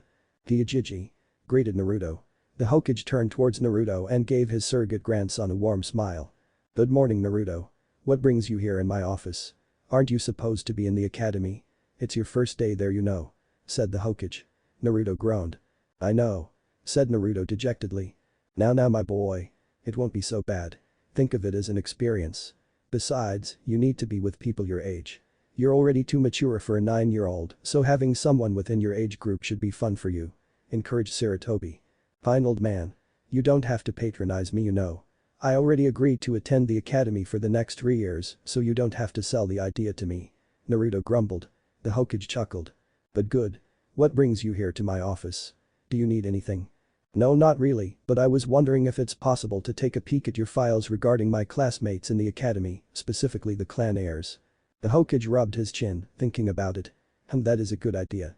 I'm sure that the clan heads already warned them about you, but you don't know anything about them," he mused. He went behind his desk and opened one of the drawers. He pulled out a folder and threw it to Naruto, who caught it. "Thanks, old man. I'll return this later when I'm done," said Naruto as he went for the door. "No need. That is my copy from the original files down in the archive, so you can keep it. I'm done going over it," said the Hokage as he waved his hand to tell Naruto to keep the folder. Naruto nodded. "Sure thing, Jiji. See you later." Naruto left the Hokage Tower and made his way to the academy. He saw that the Konoha Academy was a 3-story building a few blocks away from the Hokage Tower. It doesn't look much, but he knew that the building dished out some of the best names in the Konoha, including his mother and father. He saw that he was still early, so he decided to read the files in his classroom. He went up to the 2nd floor and entered room 201. It was empty, so he chose a seat at the back of the room which offered a good view of everyone. He pulled up a chair and sat down. He opened up the file he got from the Hokage and started to read about his peers for the next 3 years. It didn't take long for his classmates to arrive. One by one they entered the classroom and picked a seat. He was mostly ignored, but others were giving him speculative looks. It seems that those giving him the look were the clan heirs. The old man was right, they definitely knew about him. The first two to arrive was Nara Shikamaru and Akimichi Choji. From the file he read, these two were very close and acquainted with the only girl in the current Inoshikacho trio. Nara Shikamaru is considered to be a genius for his age. He wasn't powerful physically or chakra-wise, but he inherited his dad's competence and strategy and brain power. Akimichi Choji is definitely the epitome of his clan. He entered the room with Nara eating a bag of chips. It seems that the Akimichi's love of food was a clan thing. He read in the file that Choji is a strength-type shinobi due to their family's technique of expanding body parts for battle.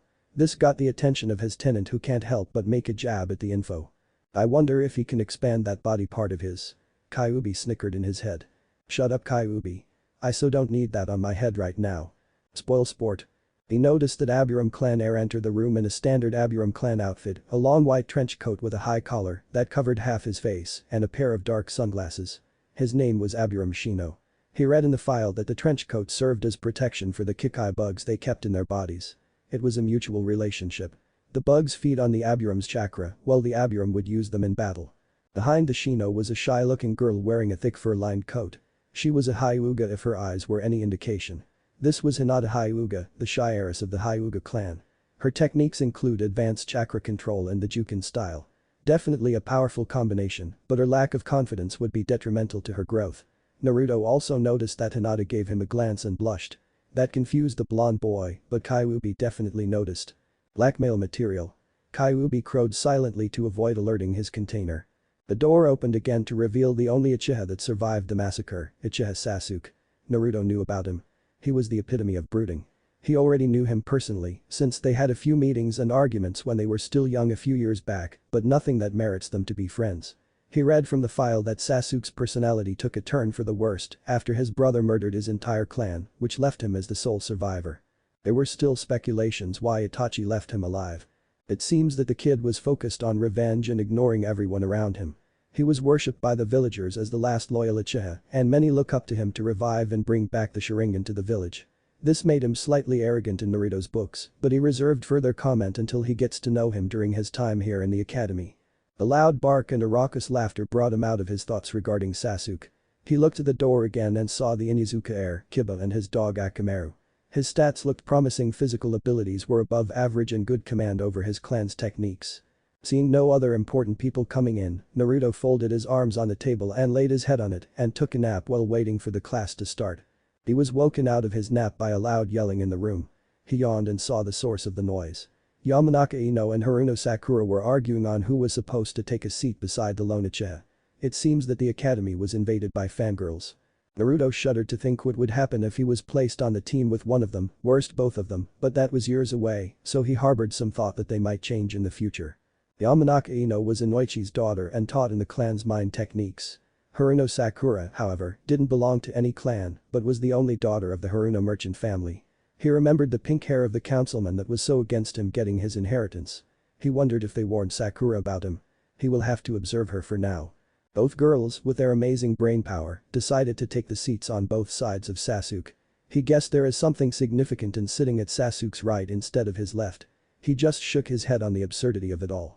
It must be a fangirl thing. Naruto was bored. He was right, the class was definitely boring. While their teacher Yumino Iruka was droning on and on in front of the class about Konoha's history, he was busy talking to Kyuubi, brainstorming about some ideas he has regarding his application for his elemental orbs and chakra manipulation. History class ended and the class was instructed to leave the room and out to the training field for Taijutsu and throwing exercise. Following the old man's advice, Naruto downplayed his skills pretending that he didn't know anything about Taijutsu and throwing weapons. Mizuki, who was in charge of the physical aspects of the academy, was giving him glares all throughout the class. He saw the hate in his eyes, but he chose to ignore it by playing the oblivious card. During the spars, he noticed that Mizuki was instructing and correcting his opponent, but he didn't bother to correct Naruto when he made a mistake on purpose. He guessed that he was still the demon in Mizuki's eyes. Same thing also happened in kunai and shuriken throwing. He was given faulty kunais and shuriken that would make it harder for him to penetrate the targets. Deciding not to make a fool of himself, he downplayed his skills but not too much. At best, the skills he shown were average to avoid arousing any suspicions of his true skills. Naruto made some new friends during his lunch break. He chose one of the trees in the ground surrounding the academy to eat his lunch in silence. He was joined by Shino first, and he found him to be a relaxing presence, considering that he didn't talk much. After a brief introduction, they both took their lunch in silence. They were later joined by Choji and Shikamaru. Both were fun to be with, except that the Nara was too lazy even to hold a conversation, and Choji's choice words were all about food. The few words that he got from Shino were about bugs. He was a bit interested about their clan's relationship with bugs, so he decided to ask Shino about them, which brought the kid to open his mouth a lot. He found out that the best way to get Shino to talk was to ask him about his bugs. I'm Skip Academy Year 2. Naruto finished his first year in the academy and is starting with the second. He made good friends with Shikamaru, Choji, and Shino. He also got to know Ino a bit, but every time Sasuke appeared, she would degenerate into a squealing fangirl that made three boys wince.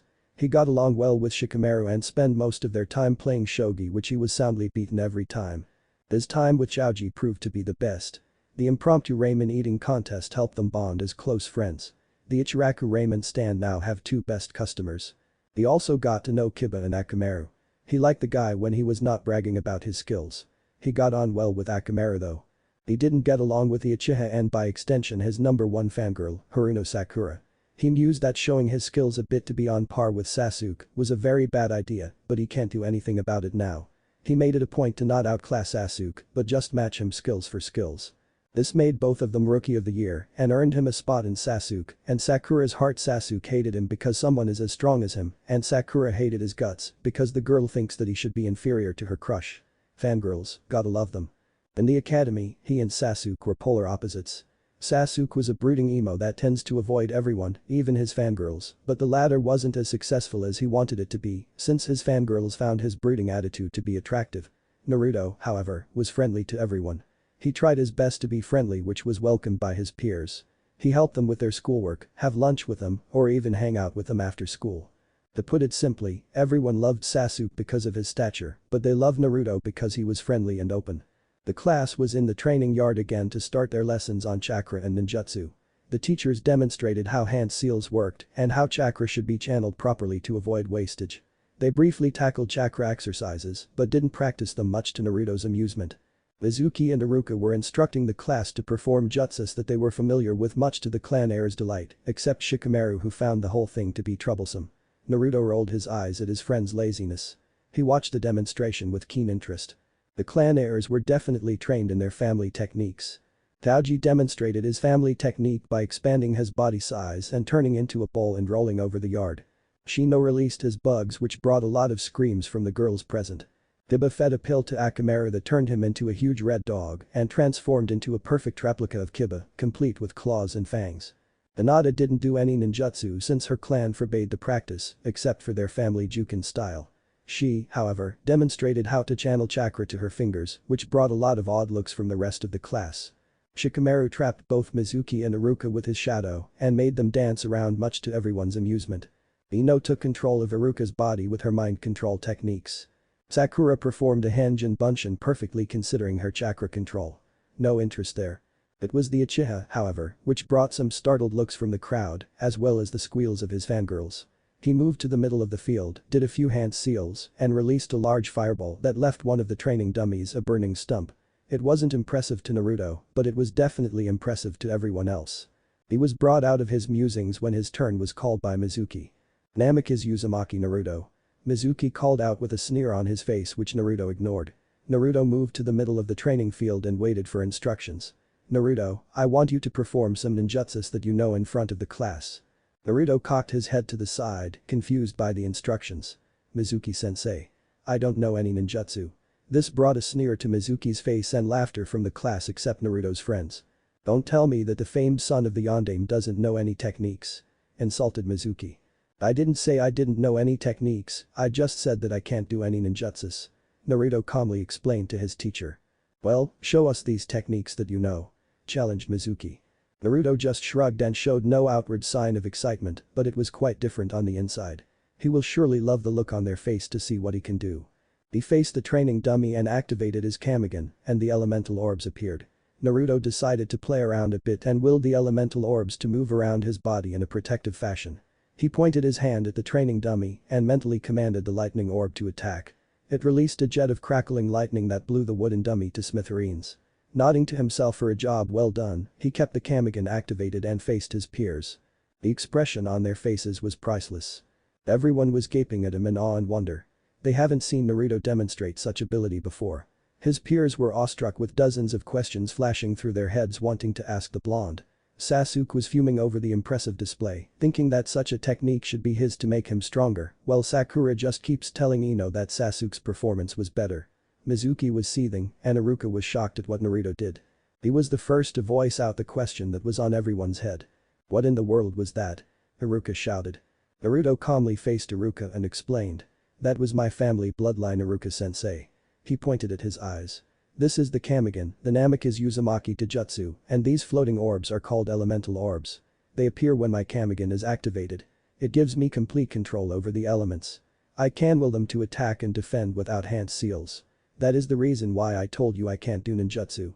I don't need hand seals for my techniques to work.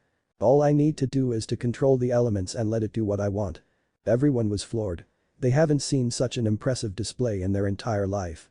If what Naruto said was true, then this is practically the most powerful bloodline in Konoha, dwarfing that of the Sharingan and Byakugan. But there was no record of the Yondaime having such bloodline. Iruka stuttered. Naruto nodded. Actually, my kamigan is a combination of both my parents' genes. You see, my mother Uzumaki Kushina possesses a bloodline that allows her to manipulate chakra. It seems that the addition of my father's genes triggered an evolution that gave me my kamigan. He lied. He didn't have to tell them that Kyuubi was the reason why he has this ability. He also kept his skill on chakra manipulation hidden, since this would serve as his trump card if worst comes to worst. That is amazing, Naruto. But can it do anything else? Asked Iruka. Naruto nodded again. Yes. Consciously, I can control my elemental orbs to attack and defend. But on a subconscious level, they can automatically protect me if I was attacked. He closed his eyes and placed his hands in his pockets. Why don't you attack me? I won't move from this spot. He challenged everyone. Iruka gave him an incredulous look at his suggestion.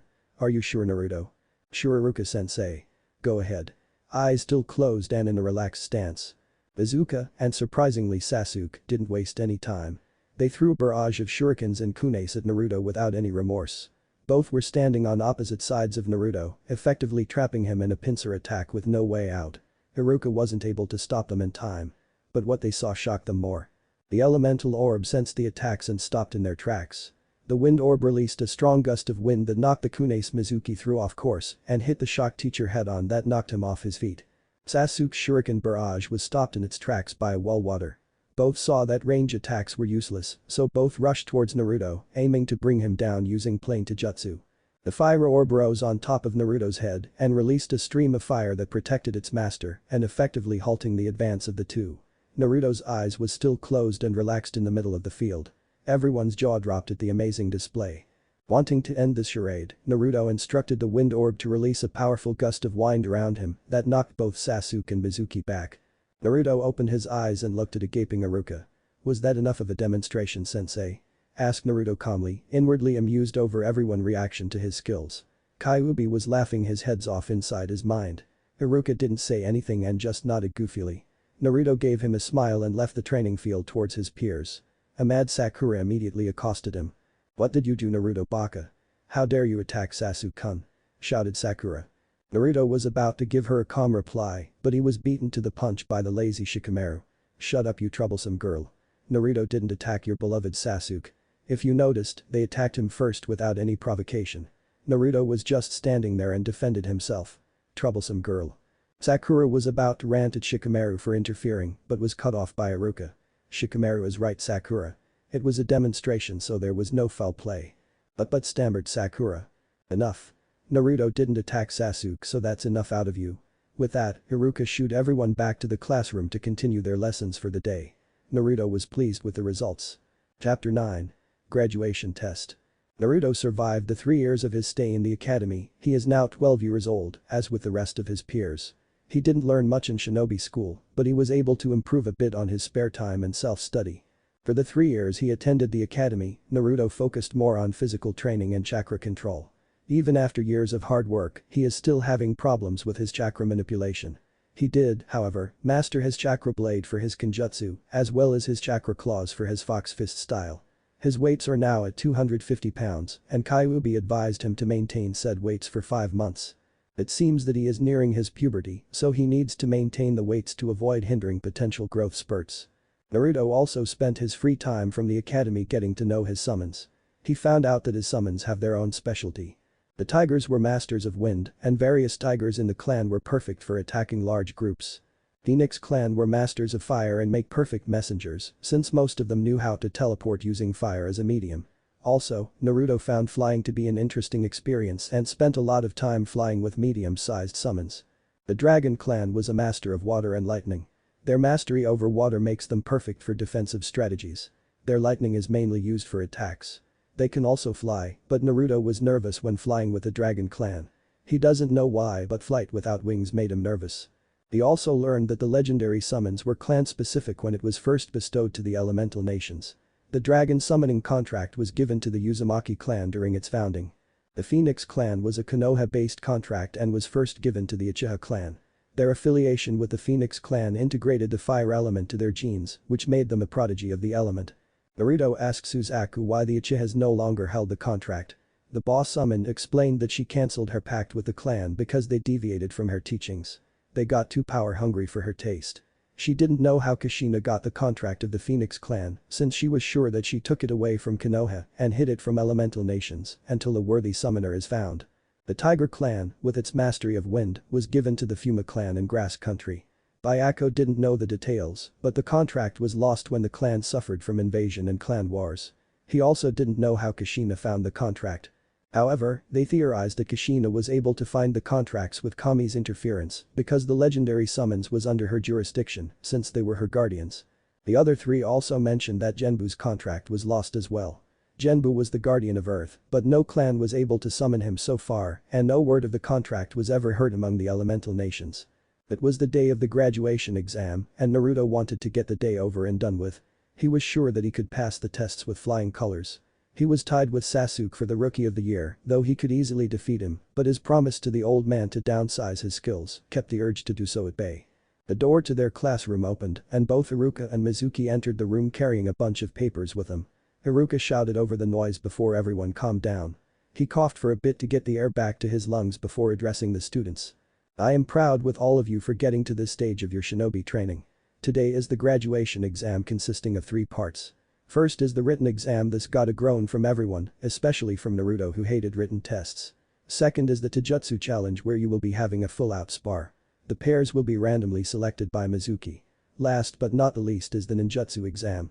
You will be asked to perform 3 of the basic academy techniques, namely the Bunshin, Kawarimi and Henge. Additional credits will be given to those who can perform elemental ninjutsus. Any questions? Iruka looked around to see if his students had any questions. Seeing none, he instructed the students to stay in their seats while Mizuki handed out the written test. The written part of the graduation exam took an hour and Naruto was confident that he aced it. They were all brought out to the training group for the Taijutsu portion of the exam. Mizuki checked their attendance before announcing the pairs for the spars. The first match was Kiba and some random student. The match was quickly finished when Kiba used his above-average speed to land a strong punch that knocked out his opponent. Shino used one of his bugs to drain his opponent's chakra while wearing him out with some basic attacks. Obviously he won. Hinata easily won her match with a well-placed Juken strike that incapacitated her opponent. Same happened with Ino, except that she defeated her opponent with a barrage of punches and kicks. Naruto was impressed with her tenacity. Sakura was the one that surprised him the most. It seems that the pink-haired girl was hiding a few tricks up her sleeves without her knowing about it. Her near-perfect chakra control allowed her to unconsciously channel some chakra to her punches, which was strong enough to blow her opponent away. Taoji sparred a bit with his opponent but eventually scared his partner out of the ring when he turned into a large rolling mass of destruction. Shikamaru also defeated his opponent using the shadow neck bind of his clan and forced his opponent to forfeit. It wasn't really a straight Taijutsu match. It seems that Shika was too lazy to even fight with his opponent, so he resorted to his clan jutsu to end the fight in record-breaking time. Naruto was getting bored of the various matches when his name and Sasuke was called and instructed them to get into position. Naruto quirked his eyebrow at this, since most of the clan heirs was paired off with non-clan students. It seems that Mizuki wanted Sasuke to beat him. This was too good to pass up. Naruto calmly walked into the ring in the middle of the training field as Sasuke arrogantly strutted over to the opposite side. Naruto looked bored over the whole thing while Sasuke was grinning like a maniac. Mizuki called the match to start. I will show you that you're inferior to me, Dobe Sasuke declared, which caused the fangirls to squeal and look at him with hearts in their eyes. The boys just rolled their eyes at his arrogance. Whatever, Uchiha-san, said Naruto, yawning a bit showing everyone that he was bored. Sasuke seethed seeing that Naruto wasn't taking him seriously. Sasuke went into an Uchiha Taijutsu style, the Interceptor. Naruto recognized this from his mother's scroll. The Interceptor style was created for the sole purpose of complementing the powers of the Sharingan.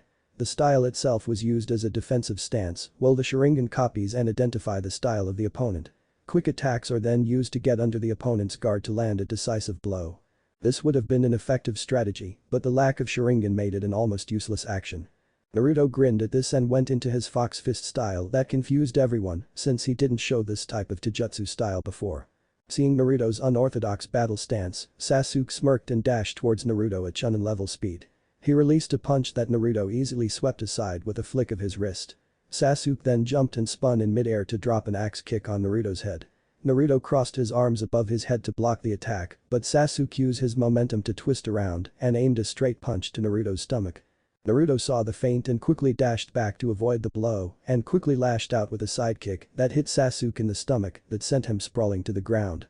Sasuke gritted his teeth and attacked again with a barrage of punches and kicks, which either Naruto blocked or swept aside. Naruto saw that Sasuke was getting sloppy with his attacks, so he initiated an upward swipe of his clawed hands, which Sasuke barely avoided by tilting his head up so he didn't see Naruto's follow-up punch that hit him on the stomach where he doubled over from the pain. Sasuke was seething as he dashed back to gain some distance from Naruto. He was angry that the dope was using an unknown style that easily countered and outmatched his clan's style. This didn't bode well with the dark-haired teen. Realizing that Taijutsu was out of the question, he blurred through a set of hand seals that ended in a tiger seal. He took a deep breath and released a large fireball careening towards his opponent. Fire style. Grand Fireball. Naruto was shocked that Sasuke was resorting to ninjutsu instead of a straight Taijutsu match.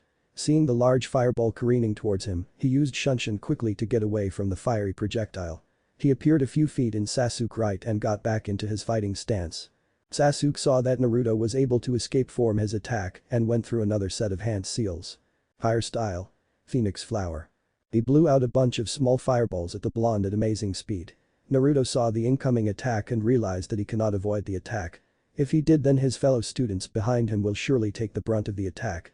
He activated his kamigan and created a wall of water to block the attack, effectively extinguishing all the fireballs that hit it. When all the fireballs disappeared, Naruto released his hold of his water orb and used the wind orb to release a jet of compressed air that blew Sasuke off the ring. Naruto decided to end the match before someone gets killed by the rampaging boy. He willed his lightning orb to release a low-voltage lightning attack that electrocuted Sasuke that made him pass out. Haruka called the match a win for Naruto. Haruka told everyone to go back inside the classroom while he instructed Mizuki to bring Sasuke to the infirmary to get checked out. He called for an hour break since they can't proceed with the rest of the exams with one of their students out of commission. Haruka was seething while waiting for Sasuke to come back from the infirmary. There was nothing wrong with his dark-haired student except for a slight shock that caused his body to shut down. A simple medical jutsu was enough to wake him up, but some of the doctors treated him like a martyr and showered him with enough medical jutsu to even replenish his chakra reserves. Haruka was happy that Naruto took decisive action after that second attack. He saw that the fireballs that Sasuke released would have harmed some students if Naruto decided to evade. To protect his classmates, his blonde students created a defense out of water to extinguish the fireball and ended the match before it could escalate. He took a deep breath to calm him down and called for the class to settle down so they can finish the rest of the exams. After the debacle in the training field, Naruto was waiting for his turn to be called to test his 3 basic academy jutsus. The effect of his brief stint with Sasuke caused some reactions that confused the blonde. The boys were looking at him in awe with a slight fear. After all, he was able to bring Sasuke down with a single jutsu and not get hit by the barrage of lethal fire techniques hitting his way. Some of the girls, especially those that were almost hit by Sasuke's fireballs, were giving Naruto appreciative and thankful looks. The die-hard Sasuke fangirls were giving him an evil glare. Haruka was looking at him with pride while Mizuki was giving him a hate-filled glare. Mizuki's idea to have Sasuke beat him to a bloody pulp backfired on him. The worst part is he can't disqualify the boy for the use of a non-academy taijutsu style since Sasuke was using his clan style as well. Same goes for the jutsus that was supposed to be barred from that portion of the exam. Haruka called everyone to silence when Sasuke entered the classroom. It seems that his defeat in the hands of Naruto was properly healed, except for his bruised ego. He gave Naruto a hate-filled glare which the blonde calmly returned. Haruka barked a command for him to go back to his seat so they can get started with the next part of the exam. Okay everyone. Congratulations on those who passed the exam so far. Before we proceed with the ninjutsu part of the exam, I will be releasing the scores for the written test. He took a sheaf of paper from the pile on his table and read from it. Let me see, for the written exam, the highest score goes to Uchiha Sasuke. This made Sasuke give everyone a smug look and caused his fan club to emit a loud squeal. And Namikaze Uzumaki Naruto, who both got a perfect score on the written portion of the exam. Sasuke's smug look turned into a glare.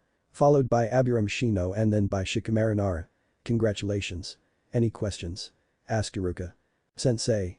Naruto Baka must have cheated because it is impossible for him to be tied with Sasuke-kun. screeched Sakura, which caused most of the boys to wince. Are you accusing me, a chunin, of not being able to spot my students cheating, Sakura? Asked Iruka while giving her a long look. No sensei, but it is impossible. He must have cheated somehow without you finding out about it. Persisted Sakura.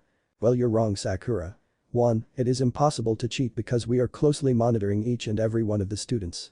2. Naruto's record has been consistent for the past 3 years, so him cheating right now would be stupid.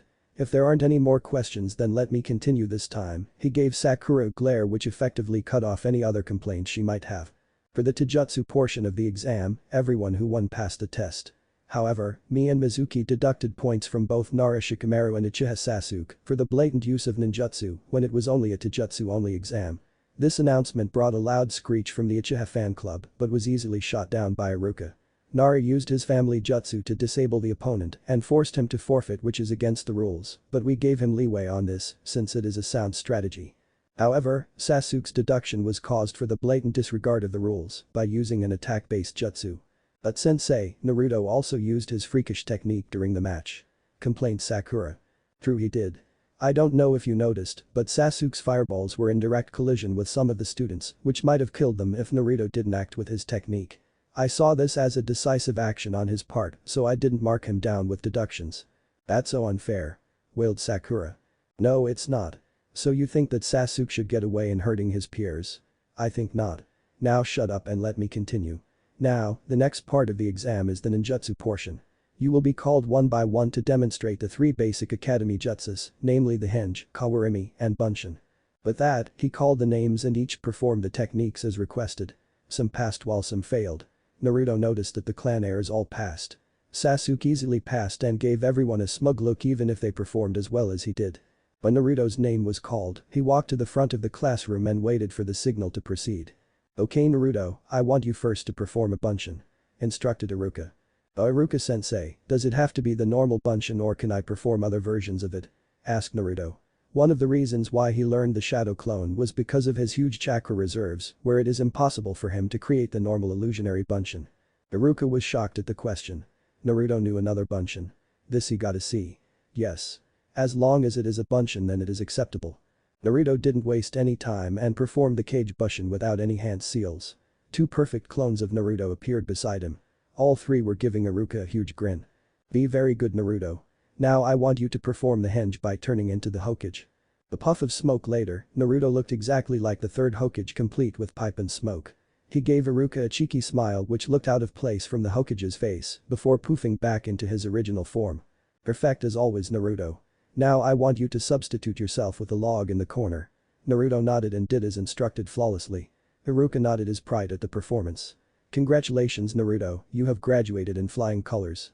Here is your hit I-8 to commemorate your rank as a genin of Konoha. He passed Naruto his hit I-8, which Naruto gladly took and tied it to his left bicep. He bowed to Iruka and went back to his seat, missing the heated looks being shot at him by Sasuke and the rest of his fan club. I would like to congratulate everyone who graduated and received their hit I-8. Those who passed are required to return here tomorrow morning for their team assignments. Dismissed. Naruto was glad that the day was over. He bid everyone goodbye and promptly disappeared in a burst of flame that shocked everyone in the room. What if Kami give Naruto God Eye Kamigan end here, and thanks for watching my video till the end.